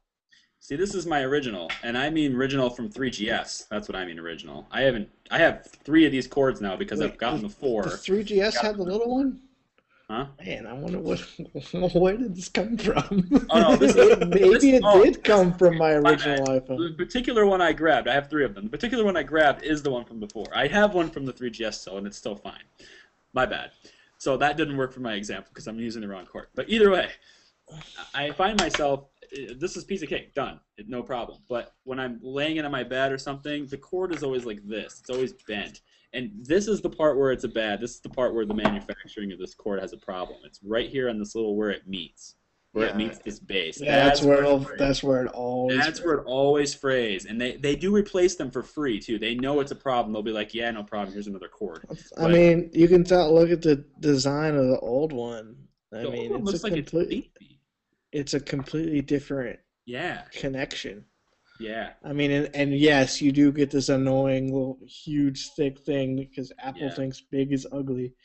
Yeah. So they constantly have to shave it down. I mean, they gave us the micro SIM, right? Yeah. And they're the only one with the micro SIM. That's not true. With a micro SIM? Yeah, I've seen a couple phones that Only may one not on be out AT&T. yet, but I've seen a few. Only one on AT&T that uses it. I've seen a few come out. I think there's some new ones on Verizon. I mean, LTE micro SIMs coming out. I honestly think the way to go with micro SIMs is to not buy them and just buy a cutter and just be like, oh, you need a micro SIM for that at the store? Cut it down. Here you go. Because they sell cutters on the internet for like $3. You can just cut down whatever SIM card. But why worry about it if they're going to give you a SIM card for free? I don't understand. I guess I don't see the point. I was saying I was going to say at the store Yeah. for them, instead of stocking both micro SIMs and regular SIMs, It's the same SIM card. it's the same SIM card. Why not just throw a cutter around and be like, Yeah, it's just plastic. Yeah, I suppose. Yeah. I just don't think that would impart a lot of confidence in your carrier. Here, I gotta cut this SIM and have, or just I mean, they Just would. do it in the back. Yeah, you do it in the back. You just cut a few down, and oh yeah, here's our iPhone SIMs. Yeah, no, man. I mean, I would at least. I would if I had a store and I was selling iPhones, I would keep a cutter around just in case if I ran out of micro SIMs. Be like, okay, hey, I ran out of them, but I got this right here. Oh, here we go. Officially from Apple Insider, Adobe has actually stated they put partial blame on mobile flash failure. They put partial blame on Apple for it. Because Apple has pointed to the fact that Apple had refused to support Flash in iOS, and that it was a major reason for the company's decision to halt development on the Flash player. They've actually admitted that it was, sorry, there's getting way too much traffic from iOS, and we want to support it, so we're going to drop, I guess, apparently. They basically just announced that, you know what, we give up. Makes It's like a sense. white flag. And I don't really, see it I mean, that way. I don't know. I don't know. According to the way this article is written, I mean, granted, it is from Apple Insider, so. But Apple Insider, surprisingly, has been quite balanced. It's kind of weird. Reading their articles, they don't really say, hey, it's because we're the badass people. They don't do like a... Actually, I really don't know what other site does that. I don't think any real website should ever be that way, so I don't think it is. But either way, though, it's kind of... They're using quotes from Adobe in order to describe it, so it's not like they're using actual quotes. But yeah, they're totally moving toward... Well, it looks like they're moving toward HTML5, but they have this... I don't even know what Adobe Air is. What is Adobe Air? It's just a way for Flash developers to develop native apps and publish them into the different app stores. Yeah, like I think Pandora has like an app that works for both Windows and Mac, and it uses that Adobe Air. Oh, okay. Yeah, it's just like almost like Windows.NET framework. I think would be the way you would describe it. Huh. Okay. Works for me. Works for me. Well, where the hell is Chris Gustafson? Yeah, man. We only have our one Android guy. Fail. Well, One two Android guy. if you count, Charlie. Yeah. Technically, you can count me. I'm using it. Okay. By the way, that keyboard, I totally got rid of it. The keyboard from my final video that I demoed in my awesome HD video that I really want to make again. I dumped that keyboard, the gingerbread keyboard, because it got too annoying. The keys were too small. Couldn't handle it anymore. It was just making way too many typos. I'd go and hit the space bar, and nothing would happen. So I tried swipe. Tried this swipe thing, and at first I was like, man, this is awesome. What a badass system. And then it started making way too many typo errors. It started getting way too airy. And the thing I didn't like about it is that if I swiped, it would either make an error and I'd have to delete the entire word to fix it, or I would try to type it individually, and the spelling corrector would come and pop up in my face and demand that I accept one of its options before I put the text in the box. So even if I wanted to type the letter A and move on, I'd have to actually tap A in the spelling suggestion and then move on. It was kind of annoying. It's almost like the app was designed around saying, no, just swipe. Don't try to type on me. Just swipe only. Because that's when it wouldn't be annoying. For the most part, it was accurate, but it was getting annoying enough to where I just said, forget it. So I'm back to the normal keyboard, which still. I'm loving this. I'm you're a huge fan of the the HTC keyboard. If you All right, can let me see see it right HTC there. keyboard. Where is this? Like, I'm trying to. It's a little bit bright. Can you tilt your screen a little bit?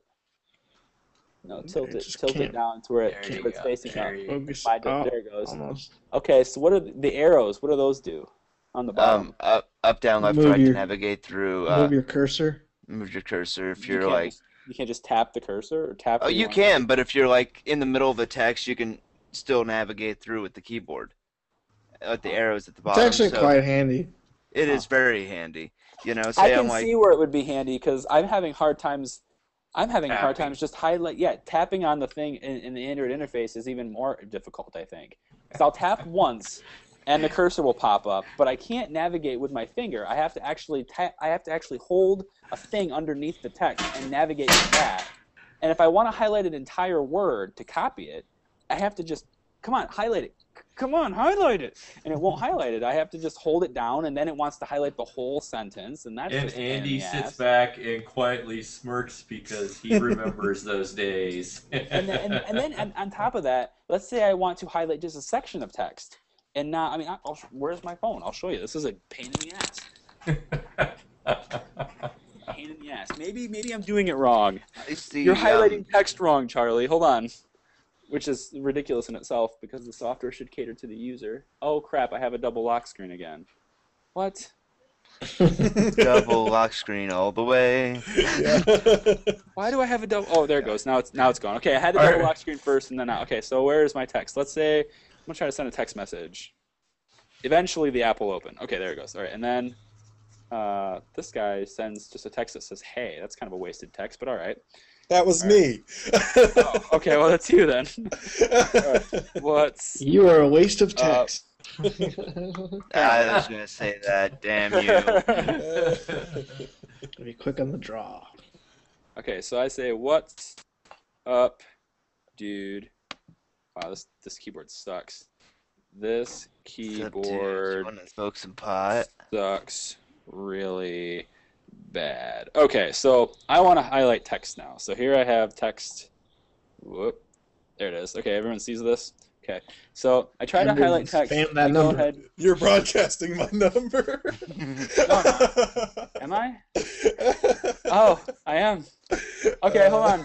Well, this will be a good experiment. I'm going to try to highlight the text so I can copy it. Have you been drinking, Charlie? Or All right, fuck it. I'm not going to highlight the text and copy it. I think I'm just going to move to another number. How about this? All right. I'm not broadcasting a number anymore. So, hold on. Let's type it again. Maybe I can't type it again. Come on. Let me type it. All right. So, okay. So, here is this here, right? So it just says something, right? What's up? This keyboard sucks. All right. I want to highlight text. So I want to like, whoops. Okay, there's one. I'll highlight this word. No, don't highlight the whole text field. Just the word. Just the word. What do you want to do? I want to select the word. Okay. Now I can select the word. Okay. Now let's drag this to where I want it to be. It's kind of a pain in the ass. Why can't I just tap the word and be done with it? I don't know. It's kind of a bad. Oh, there's a bunch of texts here. Anyway, now I have to respond to this text message. So that's my beef. I'm having a lot of problems with text input. You mean I like like just customization. highlighting one word or something like that? Is that what you're having a problem with? Yeah, highlighting one word, but less than that, it's because highlighting one word isn't as hard. Because if you hold down the whole text box, it brings up a menu and it says, "Do you want to highlight the whole text?" And I just say yes. So that's Well, on the not too HTC hard. keyboard, all I have to do is double tap a word and it selects the word.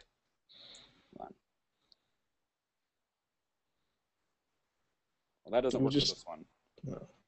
Oh, I thought we were about to have a revelation moment. I thought we were too. I was really looking forward to it. I was like, yes. okay. Well, let me actually grab my camera here. Okay, it's kind of doing it, but it's not the right word. It's doing the word above my finger rather than the word on my finger. It's like I want to select dude.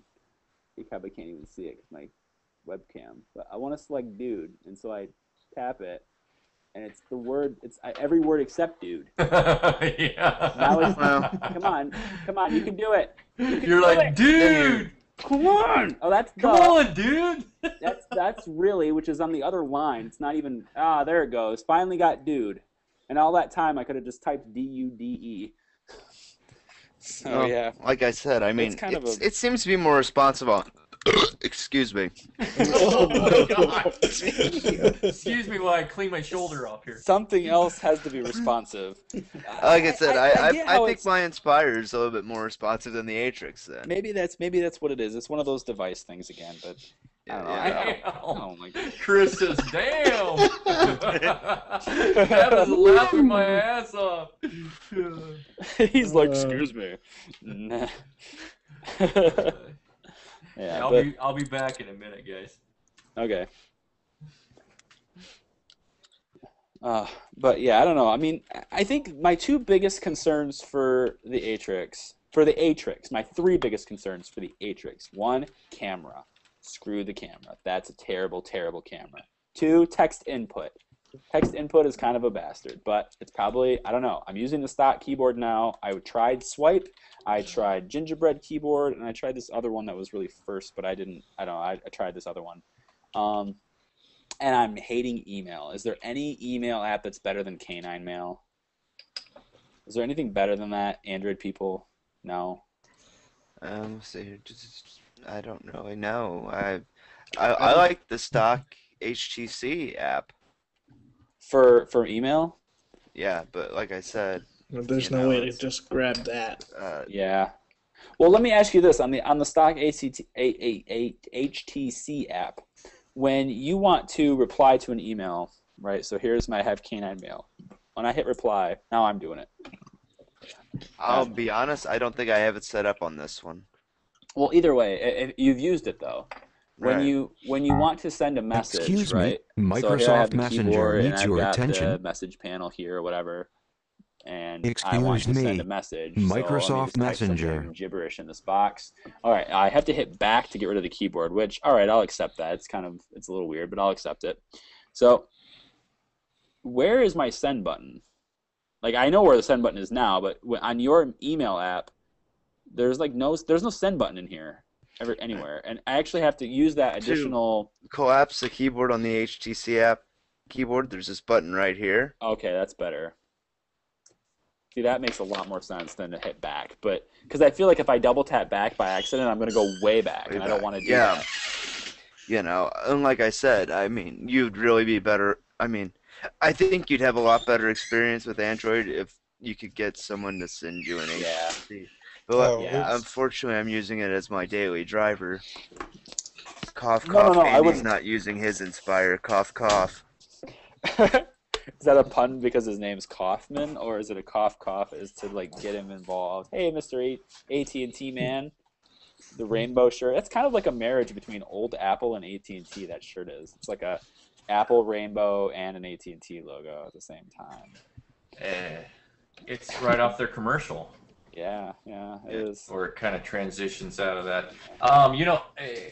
I need to get I left, and I was innately thinking, you know what? Maybe the AT&T fan page needs to do the iPhone experiment. I send up my iPhone 4 to Adam, and he transitions to that for a month. It would come back to you shattered. See, that's just sad to hear you say that, man. I mean, it's sad. It's just sad that some people just can't wrap their head around the attempt to use another platform. I think he is innately fearful that a month from that point he might actually like it better. Yeah, I think that's the same thing. I told Dwayne he should do the same thing. I told Dwayne he should use a 4S. He keeps making fun of Siri and saying it's a joke, and I'm like, dude, just use it. You don't know what it's like until you use it. Use it. And he wasn't using it. It's like, Charlie and Greg, while we were chatting on Messenger this morning, I was using Siri most of the time. There was one time where instead of putting stream, it put ice cream. But other than that, I've seen that. Yeah. I thought it was a joke. I thought you were talking about ice cream sandwich or something. I was like, no. I was putting the live stream, and it put ice cream. Yeah, instead of saying live stream, it said ice cream. Yeah. But other than that, hey guys, I'll talk to you on the live stream a little bit later. Yeah. Other than that, it was it's accurate. I love it, man. I mean, it's so accurate. I don't know why anybody would even how anybody can even complain about it. It's so accurate. I wouldn't actually complain about Siri, but I just don't think at its current point that it's not as going. Okay, let me think of it again. It's the best dictation there is. Like, it's not that it's not good. It's the best there is now, so it has to be good. Right. I think it's a step in the right. It's a step in the right direction for it, but at the same time, I just think it seems more gimmicky. I can't imagine. Oh no, I use it all the time. I use it all the time. It isn't one of those features like the cool. It isn't like a live background thing where you use it and go, "Ooh, this is cool," but has no function at all. The Siri completely changes the life of the device. It completely changes its functionality. And we got to understand, this is still beta. Yeah. When Siri goes down, I forget how to do things. How do I set a reminder? Oh, I gotta access my alarm clock. How do I change my tire on my car? I've never used reminders. I've never used reminders. Really? I'll be honest. Okay, let me think of it better. You just gave me the better way to do it. You gave me the better way to. I think, Adam, the best way you can do it, Adam, is to just take the iPhone experiment. Do it, man. Do it. Do it like I'm doing Android. I'm having a pretty hard time with a lot of things. There are things I do like though. I really like this widget in my home screen. This one that shows me the hits for my website today. I love it. It's so simple, but it's right there. I like the Twitter app. I'm using it constantly to update news, and I love the calendar. But okay,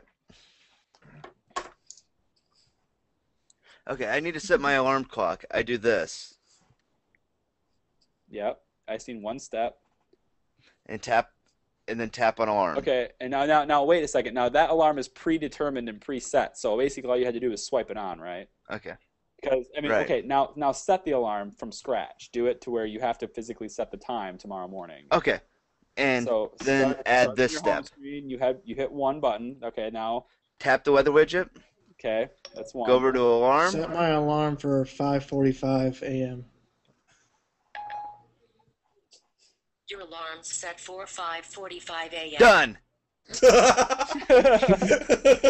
I think the point we're trying to get here, Adam, is that you don't have to push a button and then another button and then another button. Right. Now can wipe just the say, sweat off your brow. Set it. You can Like just I've set it said- and put it down. yeah. Or the better thing, and this is something you Okay, can't do let with me- your fingers. You This can't is do what with I your was fingers. gonna say. Off my alarm. Remind me to do something when I get home. You can't do that I with your turned off your fingers. 5:45 a.m. alarm. No. No, I that's get- the one I wanted on.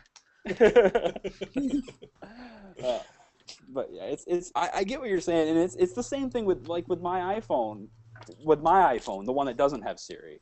To turn on and off alarm, I click clock and I swipe it on. It's already there, done. But Right. to set it by default or without it being there, I hit clock.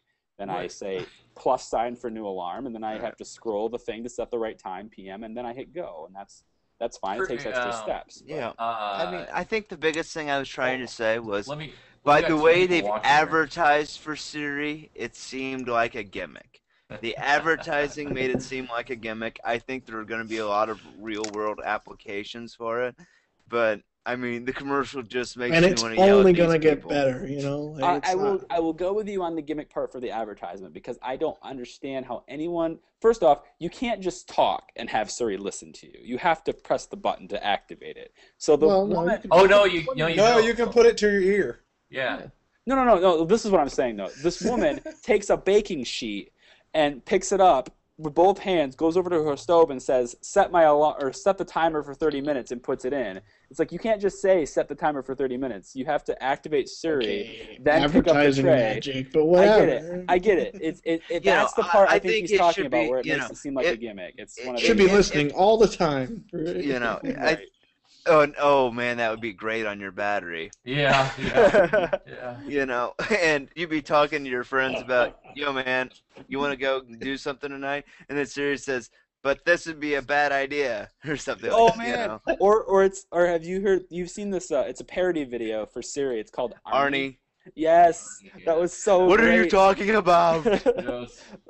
He just pulls out words from Arnold Schwarzenegger films. It's like, I'm a "Hey, cop, man, damn where can it." I go get some weed? Oh, I'm a cop, damn it! I'm Detective John Kimball.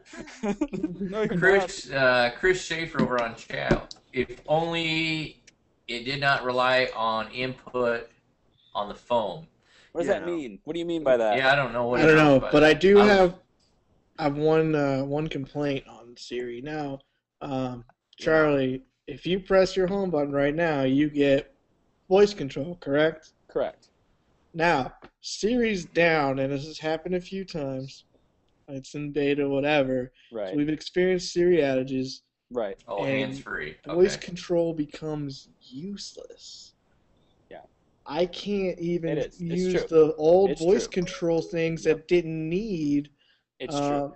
They could potentially Cellular put data. both in the system to where when Siri is not active, it could switch to voice. But the problem with that is that Siri doesn't know it's not responsive until you try to send it something.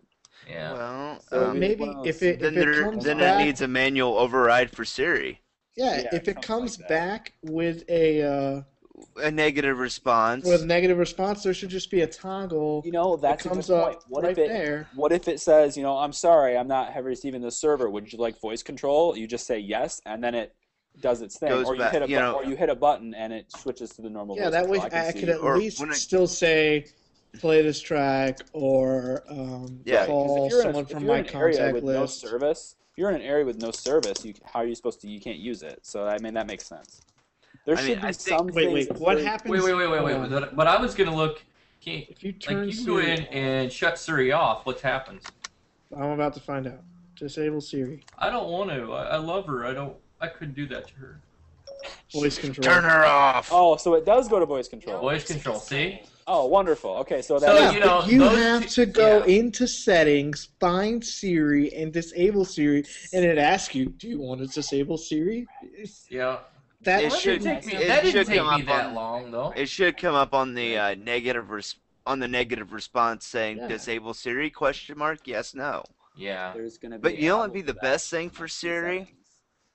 The Toggle best thing that. for Siri Let's would be settings. a physical I'm button. waiting for a jailbreak. Yeah. No, screw the physical buttons. I don't like physical buttons. The more moving parts your device has, the more room there is for error. More moving parts you have, the more troublesome it is. I totally agree with their effort to remove all buttons. I honestly, I hope the next iPhone has no home button at all. A capacitive button? Yeah, like an actual capacitive button. No, like no physical. not push-down even a button. capacitive button. Just give me gestures.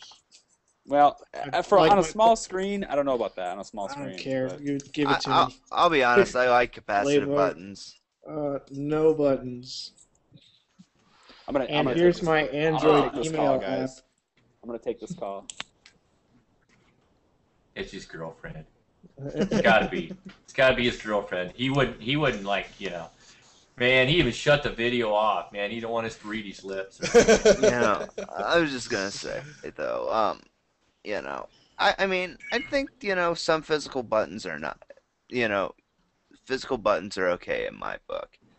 You got your volume rocker, obviously, and you got your capacitive buttons at the bottom. If there was if they put the home button and a microphone capacitive button on the bottom of the phone for Siri, that might be a good idea. Just put 2 capacitive buttons. What are you running there, Greg? What do you got? This is running my through this is my 2.0. playbook on 2.0 2.0. developer build, and basically I've turned it into a Kindle because Kindle didn't release a BlackBerry app, so I got the Android one running Oh, wow. through the Android runtime. I've also got Evernote, Twitter, Fruit Slice, the stock email Android app, so all that running in the Android player. So it kind of brings some new life to my playbook, especially just as an e-reader, because the Kindle Fire is basically a less powerful playbook running Android. Same place is making them, right? Yeah, it's the same chassis basically, Mhm. just cheaper parts, Yeah. and just some relocated. Well, they've got to do that though, because people are not going to want to buy $400 or same exact $500. Well, I mean, e-reader. you don't. Yeah, so $199. Yeah, and no Charlie's cameras. back on there. We're reading your lips, Charlie. But I don't know why. I don't know why no one has copied the playbook speaker placement. Yeah. Say what you I- will I- about the playbook sales, and I'll agree with you. Yeah. But the fact that they got, for a media player, having those 2 speakers front and center on an Instead of awesome out the screen, end like the and the iPad 2 iPad is. on the bottom or on the back, or just Yeah. horrible placement. Put them on the front, Yeah. Yeah. Anyway, especially if you've got all this bezel. Put Yeah, I something mean- in them. I mean, Yeah, I'm not- don't you innately like your Mophie because it ports it out through the front? Oh yeah, that's a neat little feature I noticed. Mm-hmm. It's like a little wind tunnel for my People that sound. don't realize, I have an Makes it iPhone straightforward. 4S and I have a Mophie Juice Pack Plus, and down at the bottom, I don't know if you can see that. It actually takes. There you go. I can get my Yeah, neck you closer, can. not. I think mine might be. Mine's a little dark or Is something. it showing it better? Let him Yeah, keep so, talking. So on Yeah. mine, so So that I am front and center, you can see there's Yeah. 2 little slots there. One for your with mic and one for your mic speakers. and it works so much better coming out towards you rather than away from you. So Yeah. so- I've always noticed with my Inspire and its OtterBox sitting on the table, the sound comes out better bouncing off the table still, even than it does, holding it in your hand. Yeah, it just adds an extra bounce. The port lets the sound reverberate when it's 'Cause coming out. the speaker on the Inspire's kind of low. I remember. Nah, not in a good custom ROM. Well, okay. Most people Most don't. people's Inspires are very That was quiet. I remember yeah. the stock speaker. That was a huge complaint for me. So And the we're talking. problem, and Go ahead. the European version of it didn't have that issue. That it was toned down in something in the AT&T version when they were adding I think the SRS audio enhancement. But mine has Yeah. Beats audio, so the Beats audio enhancement. It's got the beats, man. It's got the beats. It's got the beats. Yeah. So we were talking a lot of iPhone versus Android. So I got a story about their two market shares of their OS, being that iOS 5 is on just a little more than 38% of iPhones, and Gingerbread, which has been out a lot longer, is at 44.4% of all Android phones. So maybe it's because of the millions of iPhone 4S's sold already, but that's quite a high more to number do for with- about a month. It's more to do with, I would say it's more to do with handset manufacturers and carriers being lazy and not pushing the update. I would tend to agree with Adam a little bit. I will say that, and Yeah. I honestly think manufacturers, when they decided Okay, who's okay. gonna get it, they should All do right, it. stop not talking care about the Charlie. carrier. Stop talking about Charlie. He's back Oh. on now. Oh, Yeah. You know, I think they I don't should. know what you're talking about. I think carriers should grow something that the manufacturers should grow something and Well, what's the and not difference listen as between, say, Apple pushes an update and we get it? Every iPhone user can download it at the same time, up until recently via Crash the iTunes. server. Well, true. But why does the carrier control every other platform's updates? That sucks. I think it's just something every carrier signs an agreement with Apple to carry the iPhone, and Apple contractually holds every carrier to they have a contract saying that they keep complete control. But when there's no bloatware on it, there's no carrier software on it. And I actually installed the AT&T Mark the Spot app, and I've noticed it is responsible for a huge amount of my battery drain. So I It is on uninstalled it. Android. The It won't problem shut with off, though, will it? no, so I No, uninstalled it won't shut off. and that's AT&T stupid. needs to do something Yep. about this. That's I had the Mark My Spot app on the Inspire when I had it. I couldn't get it to shut off, and I just deleted the damn thing. Yeah. You couldn't just task kill it? Nope. You can task kill it, but it comes And right it comes back. right back on. Task killers are terrible. The worst Wow. thing you can do is install a task killer. Well, I did like them for a one-touch kill everything I was doing, but not actively killing what you're doing. As far as I did like the force close everything so that if you had so much stuff going on. Yeah, Mm. but I mean to go through and But everything. you're right. I mean, Task killers doing their own thing automatically are terrible. Well, I think I'm saying that, and the truthfully, fact that there are apps that are always going to be running, and then when you force stop them, they're going to reload, and they're going to be pushed out of the cache that the stock that Android does. It'll push a program down into cache where it's not using as much battery life. So forced closing it just brings it back, and you have to wait for the operating system to push it back. Right. I think personally, Juice Offender was part of my poor experience with the Inspire. Yeah, It's Juice hurt. Defender sucks. It was hurting me. I stopped it. It doesn't hurt. It never hurt my battery life, but at the same time, it made it terrible to get back on the internet after you. Yeah. Yep. Yeah, it's just a terrible experience. That was what would tick me off. I'd have to hit airplane mode and hit it back on to get connected back to the data. Yeah. Actually, if you had the newer ROM and you could just tap quick settings, just tap mobile network on, and it would come back.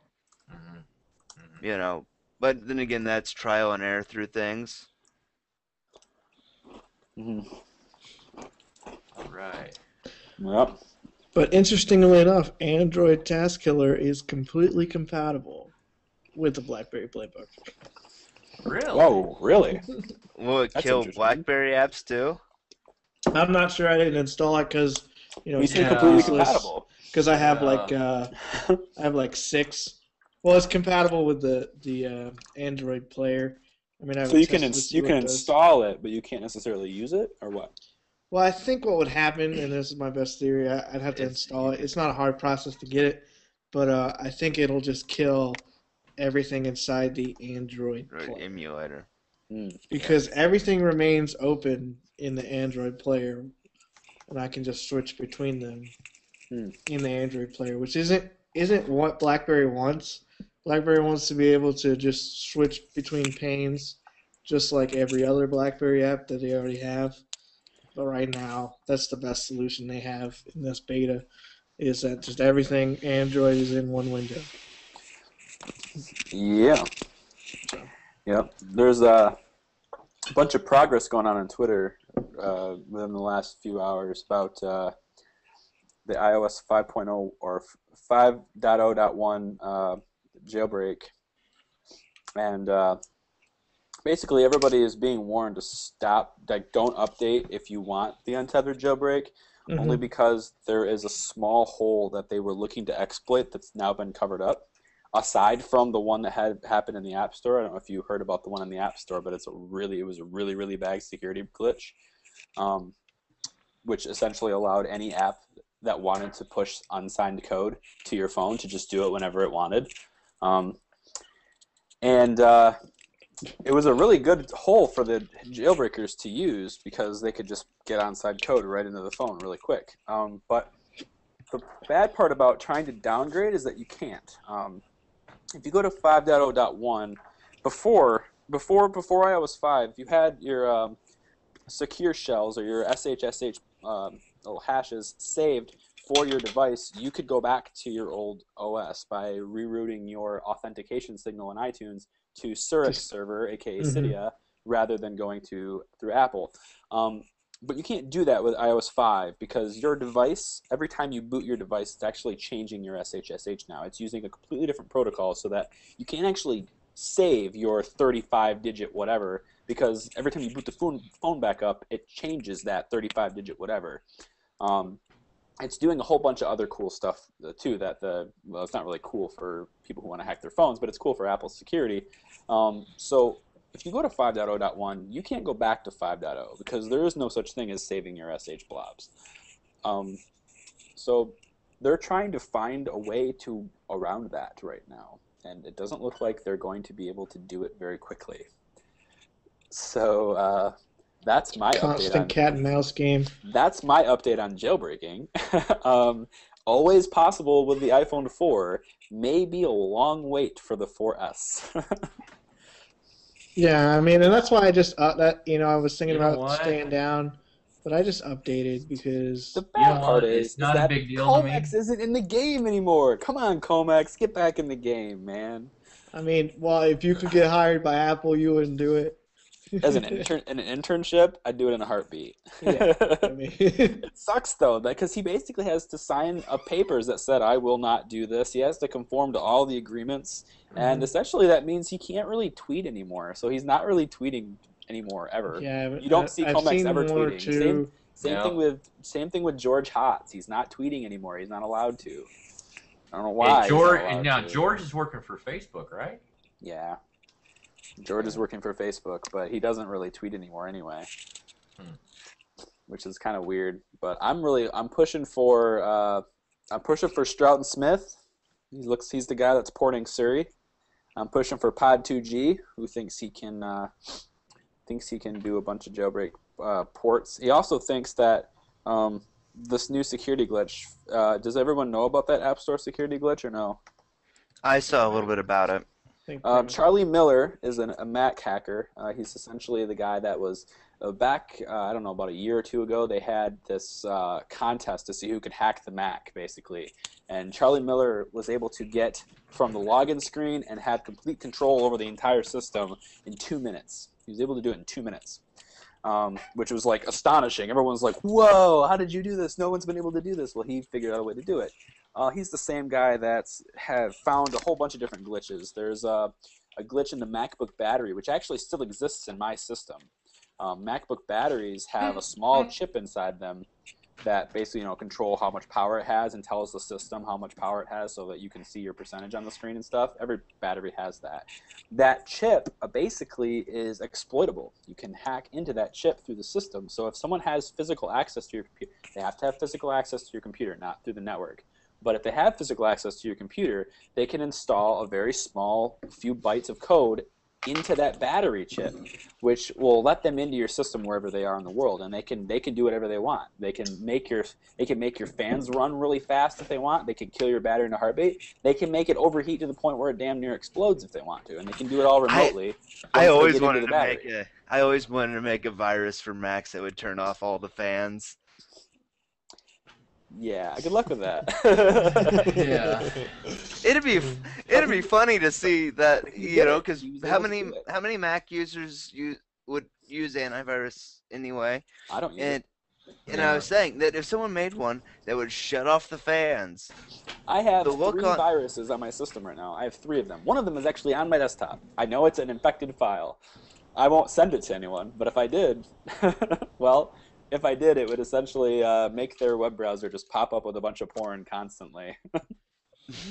That's all it would do. It would search for I think there's 50 websites, 50 URLs in this little virus's little code or whatever. And as soon as they click the file, it would basically repeatedly open Firefox and Internet Explorer. It doesn't work with Chrome, but it would open Firefox and Internet Explorer, and each of those browsers would each try to load 50 URLs at one time, which would basically crash everything.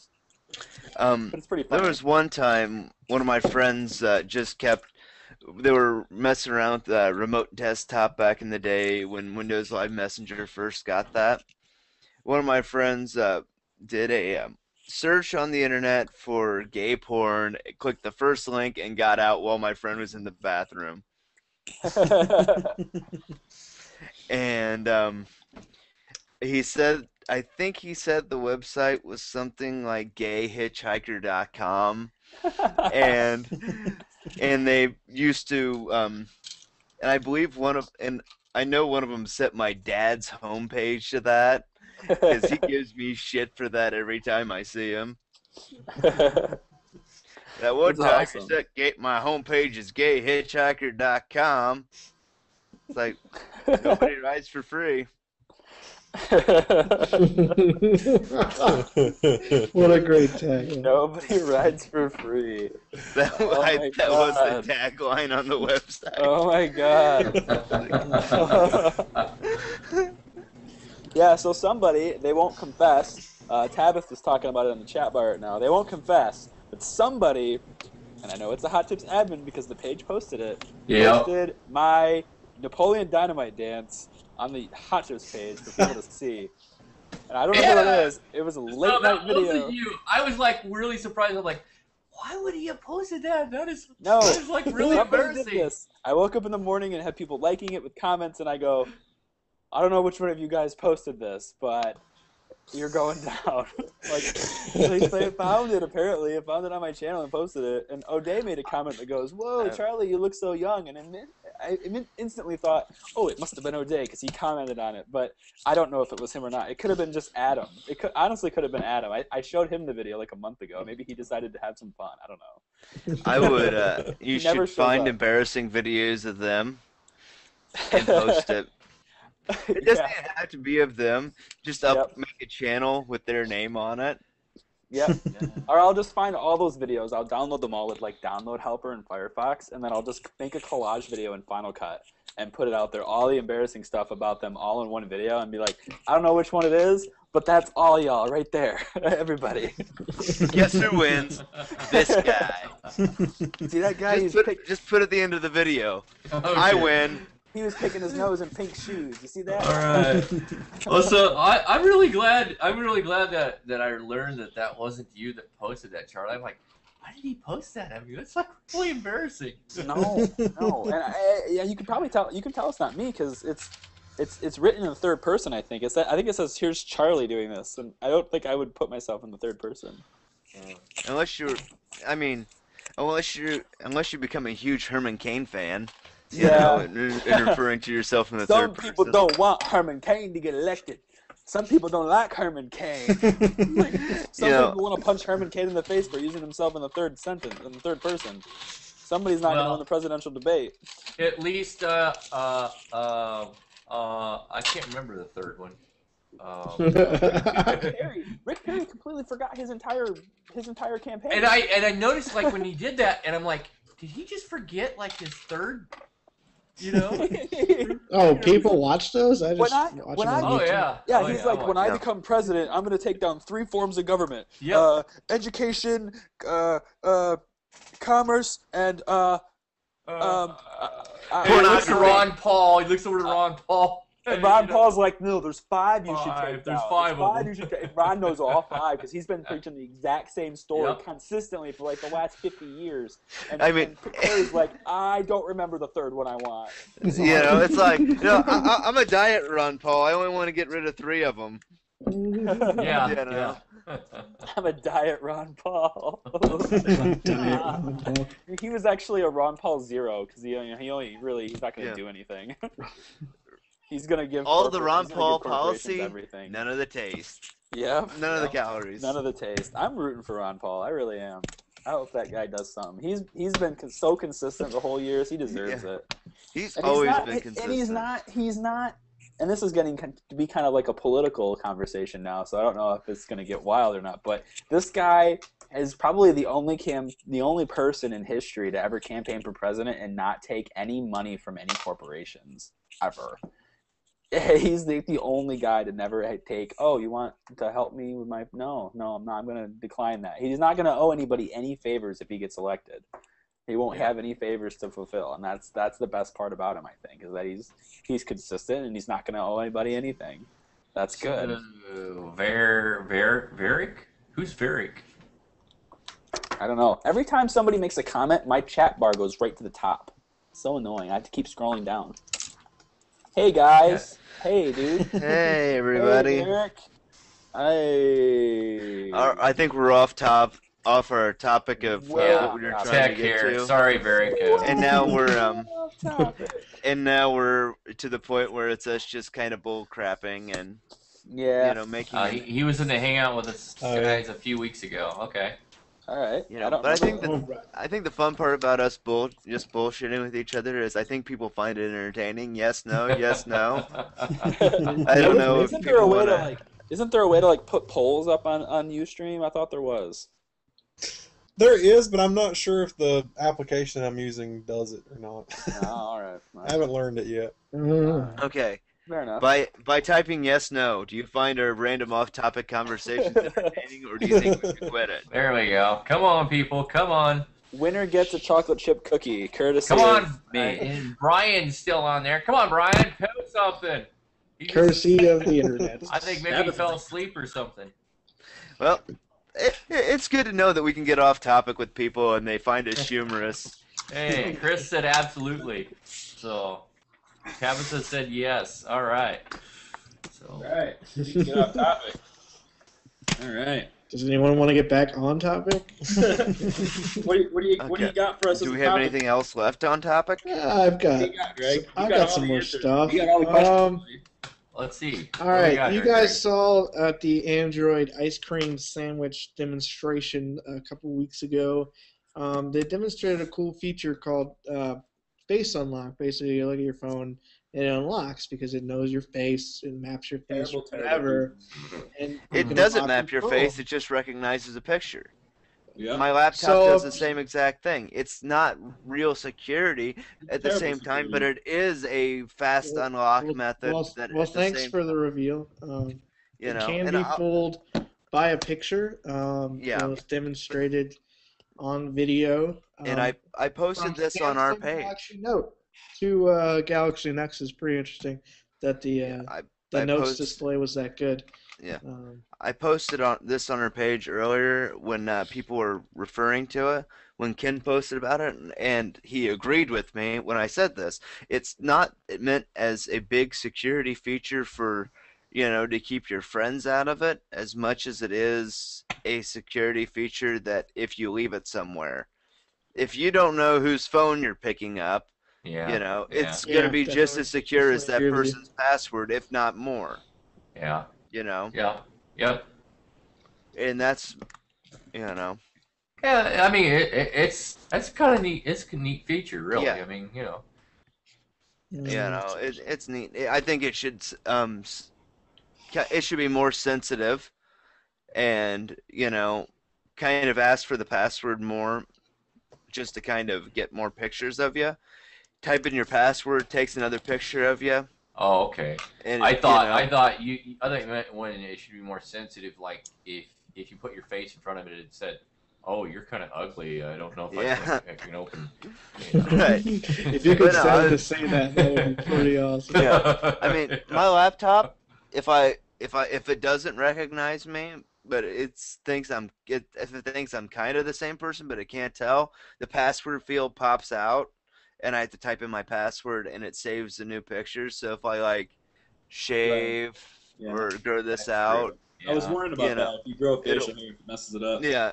I really never noticed it. I actually took the program off my laptop, installed it on my desktop too, so my webcam does it on my computer also. It's not as sensitive to to go to. We got Chris Schaefer over here. $149 for the Skyrocket. Legit? It depends. Where are you looking at it? I don't think that's official at AT&T, but I think someone might be running that as a special on it. Maybe even on Black Friday, you might see a real good special on it at Best Buy or Radio Shack. I think somebody posted up on our page something about the SG2 possibly going for 99 cents or something like that. Best on Buy Black Friday. On Black Friday, Best Buy is going to be Best Buy. I don't know if it's Best Buy Radio Shack. I'm wanting to think it was Best Buy is giving away the Infused, and they have the SGS2 for $49. Yeah, Best Buy's having like a blowout tablet sale for Black Friday. I do need to see. I really want to find a 32 gigabyte micro SD card for $20 on Black Friday. In certain markets, Chris is saying they're having a blowout sale for Android tablets. Looks like Best Buy is for the day before Thanksgiving. You can snag an Asus Transformer for $249. You can snag a Toshiba Thrive for $279. Like Acer Icona. What are these things? Acer Icona. Are these Yeah. Are these tablets? Yeah. Yeah. What the hell? The Transformer is actually it has a really nice dock. The Transformer for $249. Toshiba Thrive for $279. The Acer Iconia 7 for $108. Chris is $187. saying he's on the touchpad right now that he got for $99. And Digital Multimedia Novell 7 for a measly $79. Like, what are these names? What is with people in these names? Do they actually think people want to say that entire name when they talk about it? Not really. They're more if they're going that cheap, they're bargain, tablets. They're not. Why they don't just name them something else? Like, Samsung Galaxy S Epic Touch, Samsung Galaxy S2. I mean, honestly, the Skyrocket. Oh wait, I skipped the Skyrocket. Where the heck did they come up with Skyrocket? Well, that's Skyrockets in flight. I mean, yeah, the keyboard dock for the Rocket? Transformer is going to be $99. The keyboard dock is going to be $99, so you can get the full Transformer and dock for $349 from Best Buy the day after Thanksgiving. Android rollout.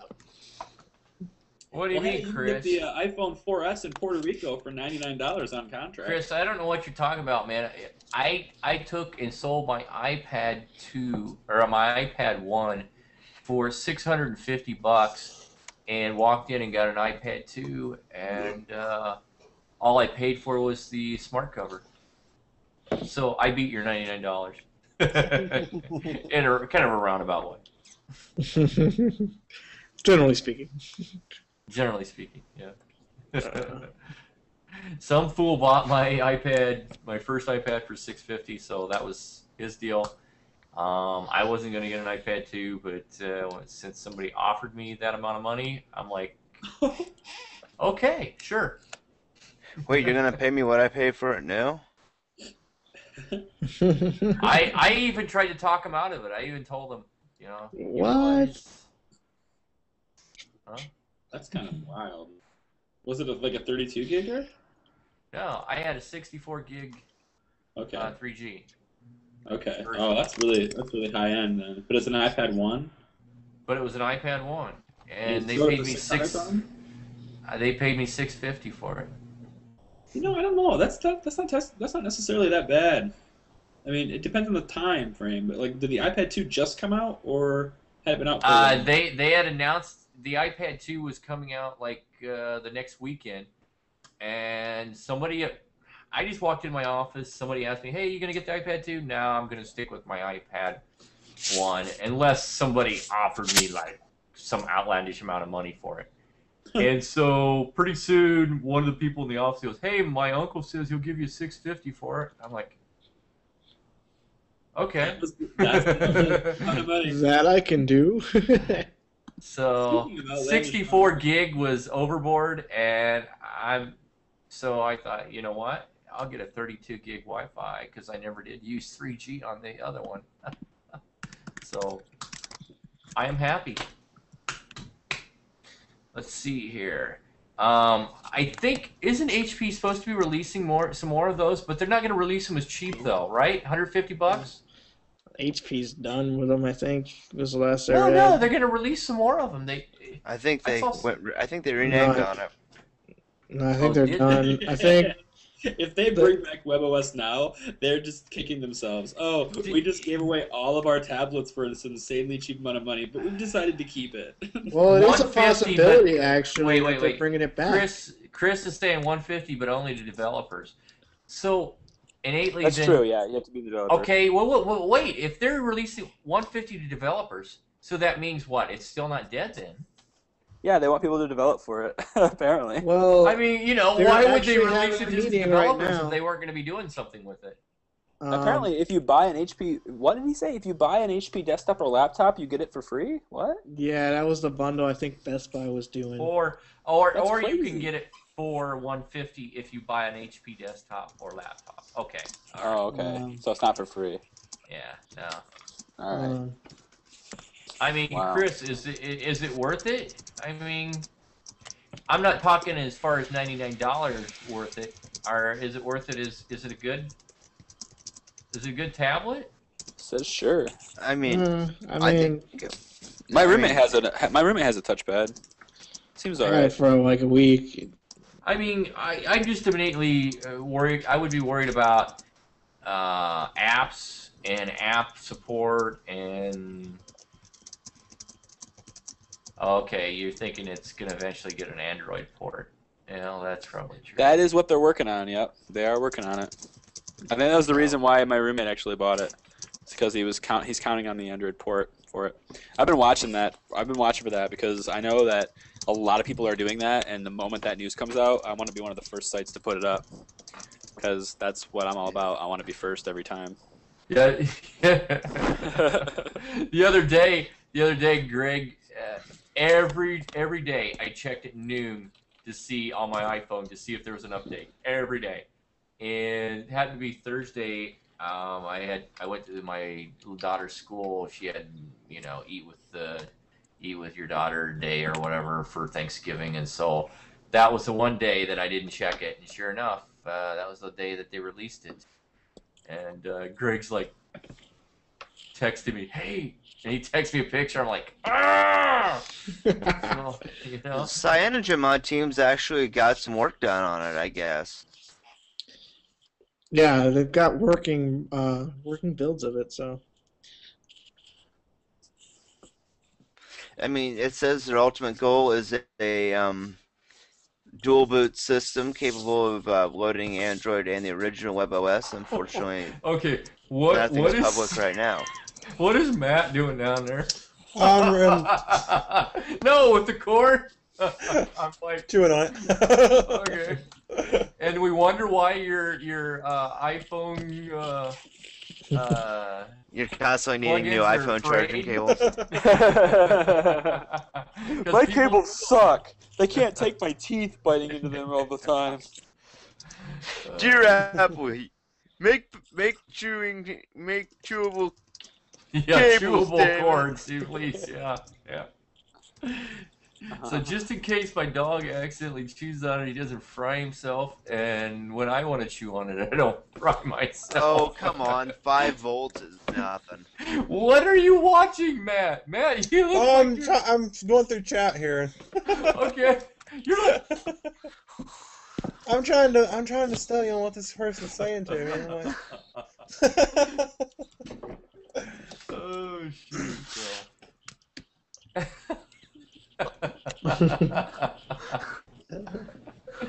Oh, that's so sad. Oh, this is so sad. What? I'm so sick of not having AdSense. I freaking hate it. I'm talking to somebody on my status. I said that I put on my status that I really needed a business partner, or at least a person that I can put as a representative of the company, so that I can get an AdSense account under their name rather than mine, and still have it be for the company. And because that's the only reason Hot Tips is an LLC to begin with, because AdSense lets you have one personal account and one business account. And so since they banned my personal account, I went, well, shit, I'll just make it a business and get a business account so I can keep going. And then as soon as I put the business account in place in Google, less than 48 hours later, the site had accumulated $35.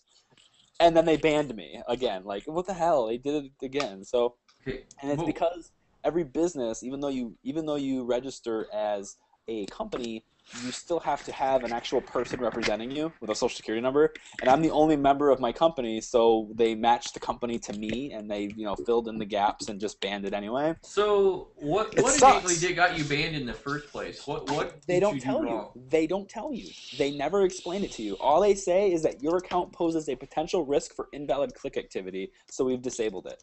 That's it. The potential risk for it. It didn't even happen. It's so odd. They don't tell you what happened. And so I have no idea what happened. But I think what happened, and I don't know if this is a fact or not, I think what happened is I switched themes on my site. I switched themes 2 days before I left for Vietnam. And maybe that was a bad idea. But the theme that I had before had my categories and everything in my menu bar all set the way I liked it. And when I switched themes, it kind of changed things in my menu bar a little bit. And when it changed things, I had categories that were in WordPress. They were built into WordPress categories, but the categories hadn't been filled with any content yet. So, for instance, I had a BlackBerry category, but I had never written any post about BlackBerry yet. And so there's this BlackBerry category, a clickable link in the menu bar, and when you click that, it takes you to a page where all the BlackBerry posts are. Except since there are no BlackBerry posts, it basically takes you to a blank page with ads on it, and that's against Google's terms of service.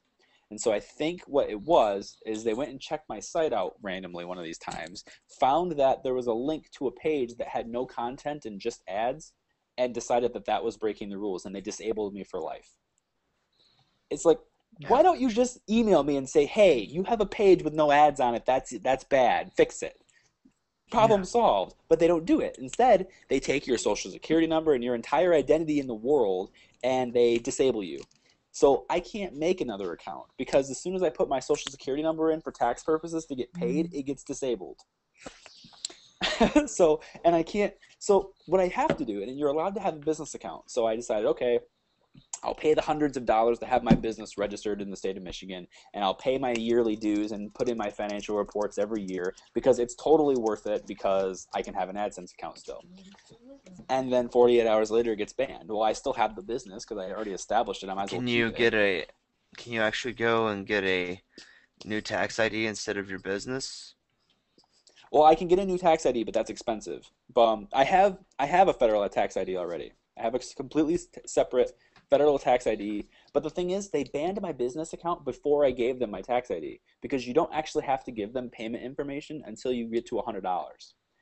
And since they banned me too quickly, technically all they have is the business name and the state. They don't have the federal tax ID yet. So I'm thinking I can still register the business name, but instead I have to make sure that the representative of the business, first off, has to be actually registered member of the business, but that person needs to be listed as the contact rather than me, because then they'll have a business name and they'll have a contact which isn't related to me, and it'll be good. I thought about doing my brother and inviting him into it and saying, hey, can I just use your name? I'll put you in my company. I'll give you 10% share or whatever, and I'll use your name for AdSense, because I know my site is up to code now. I read all 75 pages of their user agreement. I read every single page because I want to know what the hell was wrong. And, yeah, I took 4 hours out of my life and read every single freaking line of their user agreement. I still have it as a PDF on my desktop. And I want to know what the hell is wrong. So I know my site is 100% up to code now. And the part that sucks is that my videos are no longer monetized. So my videos are no longer making revenue either. And that sucks because I have a video now that's at almost 400,000 hits. And when I got banned, it was at 50K. So that's 350,000 impressions that I lost out on just that one video. That sucks. But if I had that, I could have like Matt has. Matt's got this big-ass dedicated server with all this speed. He's like, yeah, buddy. But Yeah. I could afford something like that, and I wouldn't have to deal with all this slowness on a site all the time. I could just be like, hey, click the ad or click the site, and boom, it's in. You're done. Just like as fast as Engadget, as fast as crack.com. If I could have any site as fast as crack.com loads, oh my God. Go to crack.com and watch the website load in less than 1 second. It's there. I want that server. It's like, holy shit. Even the ads are loaded already. What the hell happened? How is it that fast? Damn. It's fast as shit. So I want my site to load that fast, and I can't get it to load that fast because I don't have the server speed. But if I had that revenue, I'd be able to have that, and then I'd be able to have. I could do an iPod giveaway every month. I could do an iPad giveaway every month. I could do what Phone Dog Media does and give an iPad away every 2 weeks. You could do two a week. You could give away a Windows phone to me. I could. I absolutely could. If I had that revenue, I could totally do that. Yep. I tell you what, I'll set it up for you. Buy me a bunch, just as long as you keep me supplied. Nope, can't keep you supplied. But yeah, Try chewing gum, Matthew. That's what I'm. Yeah, I just got that joke. I just got it. Yeah, I'll pay you in gum, Adam. Would you like to be paid in gum? Nobody pays me in gum. I love how it just switched, watching it switch to you and that mopey face right there. Classic. I hope all our viewers, all 5 of them, are thoroughly enjoying us. You going to bed? Alright. Hold on. Well. Aww. And people talking about good news, I still have, or people saying that I need to get some kind of recovery tool to get back in on this, on my external hard drive. I had all my product keys from MSD and AA's academic connection on this external hard drive, and it crashed. Mm-hmm. Actually, what happened was I was copying one of the ISOs off of this drive and making a memory stick, and it did it in reverse. I selected it off this, picked the other drive, but it used this as the drive, so it formatted it. Yeah. See, I have. My backup setup works. My backup setup is really awesome. I will never lose any data. I will never lose anything. I say this, and I probably will lose something, but watch. This hard drive is my work drive. I have all my video projects right here. This drive is backed up to this drive. So every time I change something on this, I back it up to this drive. This big drive here is 1 terabyte. It gets backed up to this 2 terabyte hard drive here. This 2 terabyte hard drive here is backed up to my time capsule in the living room. I don't think I'll ever lose any data. You know. If my time capsule fails, I have that. If that fails, I have my time capsule. If this fails, I have my other one. I'm set. Yeah, I've got this, and I've been waiting. I've had this sitting over here for about 6 months and never put it in. Yeah? The 2 terabyte drive. I want another 2 terabyte drive. And by my stupidity, I bought it and didn't put it in. I could have saved probably $50 on it if I would have waited to, just waited to buy a new computer. And when I reinstall Windows 7 on it, I was expecting to have to reinstall Windows 7 sometime. Yeah. And I haven't. I was like, well, I've been about 1.5 years. I'm about due. Yeah. Yeah. I mean, I'm just, I'm real impressed with it. Windows 7 solid. I got it on my son's. It's working great for him. So. Yeah, Windows 7 is badass. I really like it a lot. If Windows 7 had been out when I was looking for a computer, I probably would have went with Windows 7 and not got a Mac. And I may not be here right now because I might not have got an iPhone either. So. Yeah. I think the only reason I went and got a Mac, first off, was because it was actually fun to use. But I think it was fun to use because it was different. And I probably would have thought, it's just like another computer, except I started to, my roommates in college, my freshman year, was the first year I actually had a Mac computer of my own. Before that, my family had iMacs. My family has an Apple II, which is awesome. But anyway, so it is awesome. It has 50 kilobytes of RAM. It's fantastic. I have a TL2 in the basement.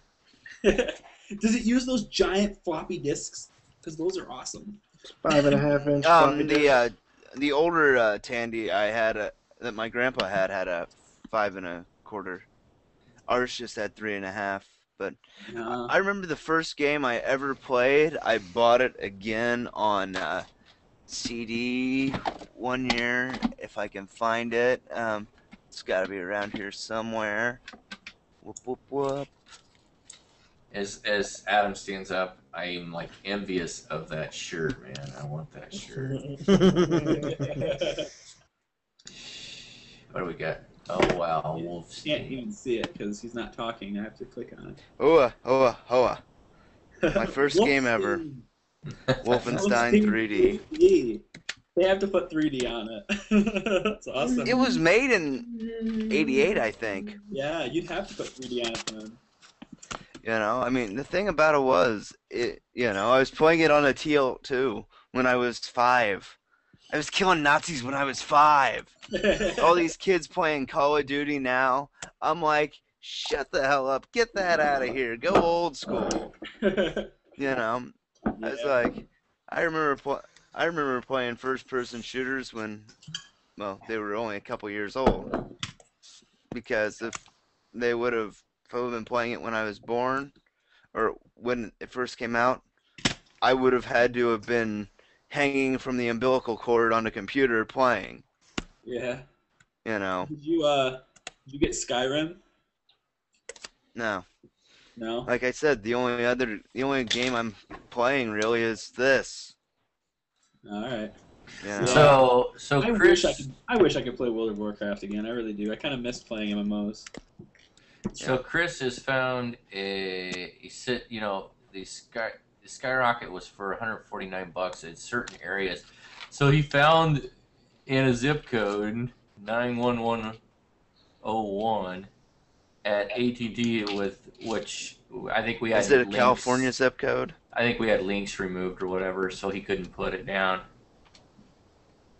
Yeah, I'm not sure. I didn't check the zip code. Yeah, I know. I've noticed a lot of California markets are selling phones cheaper.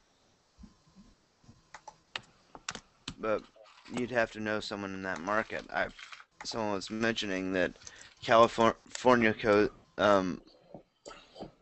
Post the link again, Chris. The links are enabled now. Thank you, Matt, for stop chewing on your cord. Yes, and I those did. links in there. And doing something.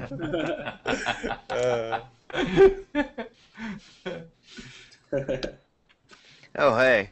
Anyone remember this kind of technology? Can't see it.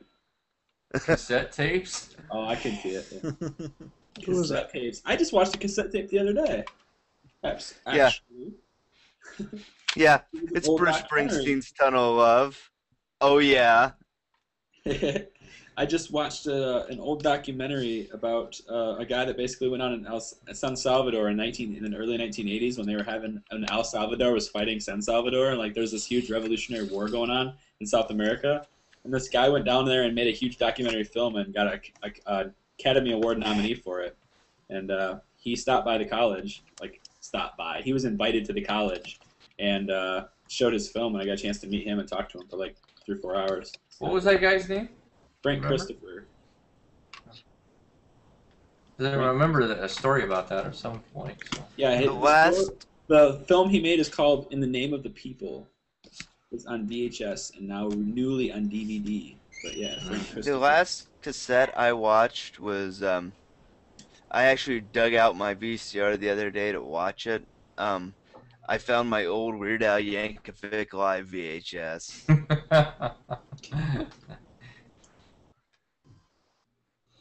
He is one of the greatest live acts I've ever seen. Him and Ben Folds. 2 of the best acts I've ever seen. Just while I'm thinking of this here, Gregory, I do recommend the News 360 app. It pushes notifications to you, but it's like only like top like major stuff. It doesn't push like every darn thing to you. Like, I really like this. I use AP Mobile and it pushes up major updates. Like not a associated ton, posts. just the major I highlight get points. of the maybe day. one a day if it's important. Okay. I used to use Mobile? the MSNBC app, but it just never got around to installing it again. Oh my Because gosh, are you kidding me? Yeah, I get my news No, from not MSNBC. that. Anonymous is nominated for Time Magazine's Person of the Year. Is that possible? Oh my god. It's What? on Time.com right now. He's one of the nominees. Who should be Time's Person of the Year 2011? Anonymous is a candidate. How was Anonymous a candidate for a person of the year? I don't know. I'm gonna put it. I'm gonna vote for him just to do it. Ridiculous. They need to nail their rear ends, as far as I'm concerned. Honks. I really need to be caught. I follow almost every. Well, I don't know if it's every member of Anonymous, but most of them have individual accounts. Their leader, Sabu, their leader is he's very vocal, mostly with just like funny stuff, not even like political stuff necessarily. But yeah, it's kind of funny that they're nominated for Person of the Year. Where is this link at? Wish I could get this. It was just on Twitter. Oh, I was gonna say, who knows? I mean, they may have hacked into the site and put their name in there. Maybe they did. Maybe they did. That'd be so badass. If they hacked into the site to put themselves in there, they could hack into the site and make themselves win. Time Magazine's Person of the Year by default. So, talking about iOS apps, as far as I'm concerned, Evernote was a weak app in the past, but it has become much better. I use it a lot now. Yeah, it's become a ton better, and you can tag your posts and put them in certain categories, which I love being able to do there. I wish they'd add a little color to it. It's pretty blah. Yeah, it's pretty plain. I mean, Yeah, but so I can get it I down. went, my old Very one that I plain. used to use was Awesome Note, but the only reason that I'm not using Not it much color at all. is it doesn't sync to all devices, If it would Yeah. sync Awesome Note, Oh, I don't know. I'm saying I got Evernote on my Mac. I got Evernote on Yeah, my I got it everywhere, and I love it. Evernote on my BlackBerry. Syncs on my everywhere. Playbook. You know? It just works. I actually have I have Evernote twice on my Playbook. I think the Android app is better. Actually, better yet, Casey Anthony should be Person of the Year. Oh my Yeah. gosh. Oh my gosh. I agree. Oh my gosh. She's innocent. 35% of people voted yes, 65 voted no. What else do I get? Varick saying, I assume Charlie had heard you can jailbreak 5.0 using Red Snow tethered. Charlie is not going to promote tethered jailbreaks because he thinks they're unstable. He had said that before. And they innately come up with a bunch of problems. Charlie, somebody just posted on the chat about using Red Snow, which one? Because one does an untethered jailbreak and one does a tethered one. Oh, really? Actually, Red Snow, the newest one, is a semi-tethered jailbreak. It's not a fully tethered jailbreak. It actually allows you to boot the phone and have normal phone call functionality. You don't get access to Safari. You don't get access to Mail. I believe you get access to most of your offline applications as well as your phone and your messaging application. I believe those are the two apps you actually get access to with the latest Red Snow anyway. I have to break into this while I'm going through the Time Person of the Year thing. Michelle Bachmann's on the list. 3% of people voted yes. 97% voted no. That's awesome. Because she doesn't deserve anything. Oh, man. Maybe a kick in the face. I don't know. She deserves unlimited corn dogs. Oh man, I love a good. I love some good. I almost sprayed orange juice all over my keyboard. That's what actually killed my orange Mac. So don't do that. Oh man. All right, now I have to read the comments because I was gone. So you heard that you can jailbreak 5.0 using Red Snow. Yes, that's what I heard. Yep. Yep.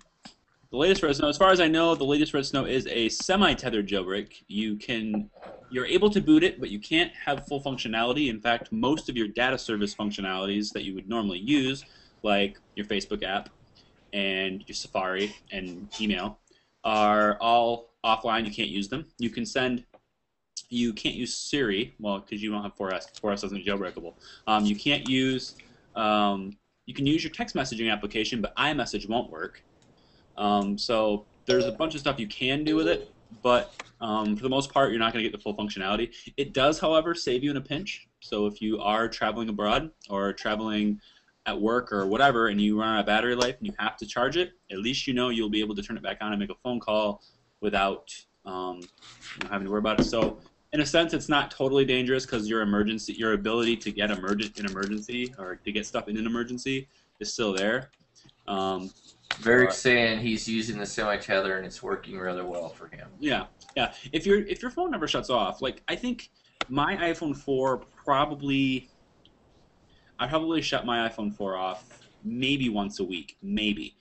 And when I do, it's when I'm at home and everything. And my battery lasts pretty good. But there are those situations where you don't have a charger with you and your battery dies. And if you, for instance, have one of those situations, you're not going to be able to, even if you have a car charger, you're not going to be able to turn your phone back on until you get home to a computer. So if you get in a car accident on the way home, you're toast. You can't call anybody. You can't do anything. You get stranded or lost, you can't call anybody because you're tethered. But the semi-tether, that doesn't happen because you have your phone call functionality. So the semi-tether, I think, is probably okay. If it works for you, it works for you. Yeah, Brad says if you had OnStar in your vehicle, you could call. That's true. That's true. In fact, if you have OnStar but you're not even a subscriber, you can still call OnStar for emergency service. They'll charge you, but you can still do it. Now, I had a rental car a few months ago, and I hit the emergency button just out of curiosity, and it wouldn't do anything. All it would say is, "You're not a subscriber. Please subscribe." It's like, I mean, I think the thing about that would be if you had that, and since you were in a wreck, the technology was in the car. They might be held accountable for neglect if a person wasn't a subscriber and the technology was in that vehicle. They are. They do allow you to call 911 from it, or to make an emergency phone call from it. They will charge you though. I mean, But when the officer shows up to your when the officer shows up, they will get your name and information and everything, and OnStar will get you. Also, if that doesn't, like you prank them or something on that, they have the VIN number of your vehicle, and they can track you that way too. So it's not like you're totally you're gonna get charged for one way or another a build. But, yeah. So Siri is always pinging when the screen is on, and you can see it in my webcam. What is it doing? That's the infrared light. You can't see with your eye, but the webcam picks it up. So that's the Siri proximity sensor that is pinging for the raise to speak. Oh wow! Technology. Oh, okay. So pretty cool stuff. Well, how did you figure that out? iFixit did a video this week. Wow. Okay. I did not know you could see that with the camera. Yeah, the camera. That's cool. Do that again. I want a screenshot of that. Maybe I'll use it. Hold on. Hold it up where it's not blurry. Mine's blurry. I don't know. I can't. See if you can get it to where it's not. Oh man. Actually. Oh man, Gregory's is coming in better than Andy's is. It's weird. Yeah, I think so. Hey, Greg, put your thing up there again. I want to see if I can get a screenshot of that. Let me see if I can hold it steady, though. I think that's part of the problem. Cool. Thanks. I might use that. I didn't know that. Cannot see with your naked eye, but pretty cool. That's cool. Yeah. So that's how the raise to speak works. That's got to be eating up some battery. Yeah, you think so? I mean, it's only a little infrared thing, but I would imagine it does eat a little battery. Maybe that was part of the problem with the 4S, because that is something that the 4 doesn't have that the 4S does. Well, I mean, that's one of the first things people recommended you turned off, and people still had issues. So there was obviously bugs. But I've left it on, especially since I got the Mophie now. I mean, I'm not really worried about battery life. Yeah. At all. But it's still really, really good. I mean, Brad wants to know if he can join. No, Brad, you can't join because of your stupid comments in the chat field. would you rather we talk BlackBerry, Brad? Because I can do that all day. No. Most people don't, care for BlackBerry too much, so I don't bring it up much in these chats. Yeah, we're only using 6 spots. Technically. We're still. Guess Ian's not going to join us because he thought he was going to join us around 10 or so if he could. Chris is apparently not going to join us. No, I even posted him again as like, where the hell are you? He was only supposed to be here 2.5 hours ago. Yeah. Well, maybe he'll be next time. I think what we really need to do is advance notice. I think if we make this a regular thing, same time, same day, everything, people will eventually, I think, start watching a little more if it's just constant. Yeah, one of the key ways to get a consistent audience is to have a consistent time. You mean Tuesday just at randomly 7. coming on here and? We should just always have the hangout going and one of us on. So Brad was hanging out with Timmy a while ago. Mm-hmm. Okay, Brad doesn't talk much. Timmy never says anything. Boy, that I bet that was an exciting. boring hangout. I mean, They're the same. on. They're the same person. You've never seen them together, have you? Think about it. Pretty So, much. I'm still trying to break a habit when I do these hangouts. I'm used to holding down the middle mouse button when I speak via push-to-talk applications I use when I'm playing games. V-Speak. Oh. What's it called? TeamSpeak. Mumble. Mumble, not TeamSpeak? No, I use Mumble. It's like the server I use is $4 a month for 40 people. So, can I ask you a question there, Charlie? Are you drinking coffee? No, this is orange juice. It's just Orange juice. Oh, okay. All right. I was like, man, it is 11:15, and he went through like 2 The cups orange- of coffee already, the man. orangeness and the glowing. I see it. I No, would've Charlie's believed you. actually You in didn't tomorrow. have- Yep. He's squarely in I haven't 11, slept in a 12. while, so this is good. Odai, hey, Odai is here? What? Is he? Yeah, he says, I don't know. Hasum 2000? Oh, yeah, What? that's him. Hansoon. Hey, what are you doing, man? Get in the chat. It's O'Day. O'Day. I tried, he said. Well, you didn't try hard enough. No, I'm just kidding. I'll send you a link. But it's probably what his what he had the big fan speakers or something. Every time we put him on, remember we put him on that one time. It's like. You got headphones? You got headphones, man? Headphones are a requirement for this. Headphones are a requirement for this. I say that I'm just kidding you, man. Like I said, I sent Charlie a link to a nice headset that everyone can get. You Yeah. tried Skype. What do you mean you tried Skype? This doesn't work with Skype. He'll be here in a second. I sent him a link. I tried Ubu, it didn't work. Oh, it's funny. I tried Ubu, it didn't work. Brad, if you would have played nice, I would have sent you a link, but you didn't play nice. You had to I go usually and- use smoke signals. Somebody said Uvu is what? Uvu is a man. Uvu is actually not bad. I had Uvu for a little while. My school has students at my school get a free 12-month subscription to their like platinum package or whatever, and it lets you convo with 6 people at a time. It's really cool. Yeah, I mean, we Google have that Plus for my obviously family is- and stuff. My family Ubus. So Yeah, like Google Plus is obviously better because it gives you 10, but Uvu was kind of nice. 9 Well, it plus was- a server. Yeah, Yeah. but it's holding up pretty well. It looks like there's not much lag, right? I don't know, I haven't watched this the feed. Somebody should look at the feed. yeah, I There he have is. not looked at it. There he is. What's up, O'Day? He's not laying in his bed anymore. Please. See, as soon as he joins, Echo starts. Yep. Yep. He's not wearing the headphones. Not wearing headphones. Now we get the echo. Make sure you keep that fan off, man. I got nuclear. Hold on. Hold on. Yeah. He's got to take the plastic off. Good. I gotta tell you, if you open every box that I have for my phones that I've got, the power charger, the headphones that come with it are all still there. Yeah, I do too. I don't use them. Alright, can you hear me? Yeah. Alright, cool. And if we Can hear you. for Yeah. Well, I think we still hear you out of your regular microphone, but at least now it doesn't echo because your speakers aren't going back into your microphone. Okay, cool, whatever. Yeah, guess what I just bought? Here's my 4S box. Everything. What did in it? the box. O'Day, did you What- buy an iPhone? What'd you buy, O'Day? You bought a Mac. Oh. That's Yeah, I bought- Mac, I bought for, MacBook.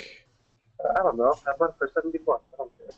Whoa, that's a Oh, sweet that's deal. a What? steal. Dude, anything with an Apple logo that's less than like $80 is a great deal. Oh my I'll sell you a sticker, Troy. I bought, So whose home was that sold out of? actually, no, I bought it for my friend, but he probably got it from someone that sold it. Oh, I just knew it. fuck. You know what I mean? I got it from this one guy who Got it from this, I know got this it from one this guy who did this one. Good stuff, man. Congrats. My best friend's the head of a Mexican cartel. He Yeah. And He's got low jack on it, and you're in trouble. There's a whole team heading your way. Yeah. I wish I would have had low jack on my other laptop before it got jacked. Yeah. If I would have had low jack on that, man. Man, I but still you would've came been able out to good find on it. that deal. then I yeah, bought that was did. actually a pretty I good did. deal there, Troy. I did, but here, I did get a good deal on it because I ended up getting another computer. But here's the thing, right? There's a statute of limitations on claiming something for insurance claims, and if the police were to find my laptop right now, I would get it back, and I wouldn't have to return it to the insurance company. So I would technically have another laptop at this point. And you give it to me. And I can give it to somebody. Hot Tips is having a laptop giveaway. So, Yeah. the answer to that question, Tabitha, would be, oh, come on, Odai! No! He's got the semis passing by his place or something. Whatever that giant fan noise is, make it stop. It's No! Tabitha does ask a good question. It stopped now. It's not Are we there doing a anymore. regular hangout after this? yeah. This I is think a I know what it was. 'Cause I have a fan under my laptop. I have a fan cooler. It's vibrating. Oh, see? There you go. Oh, get rid of that fan. Oh. If you had that MacBook out, you wouldn't have to worry about a fan because it cools itself natural. I'd love to, but thing is, the way you know, I gotta, hot off the press. There's no charger. No what? charger. Because he keeps on tickling me. Oh. That'll be another $70. And those chargers. I just got one time. I don't have an extra charger. Otherwise, I would just send you one. Is it a MacBook or is it a PowerBook? MacBook. I think it's the first one because one is Yeah. down the one. It has the MagSafe power adapter on the left, right? Yeah, that one does. I had that one. I don't know. Oh, you guys look. Yeah, it does. It's right there. I see it. Yeah, I see it. Yep. Um, So I I'll be back. have an extra charger, but I don't have an extra charger. Here, let me see how much do I need. I don't care about buying generic If ones. I had a third charger, I'd just send you one because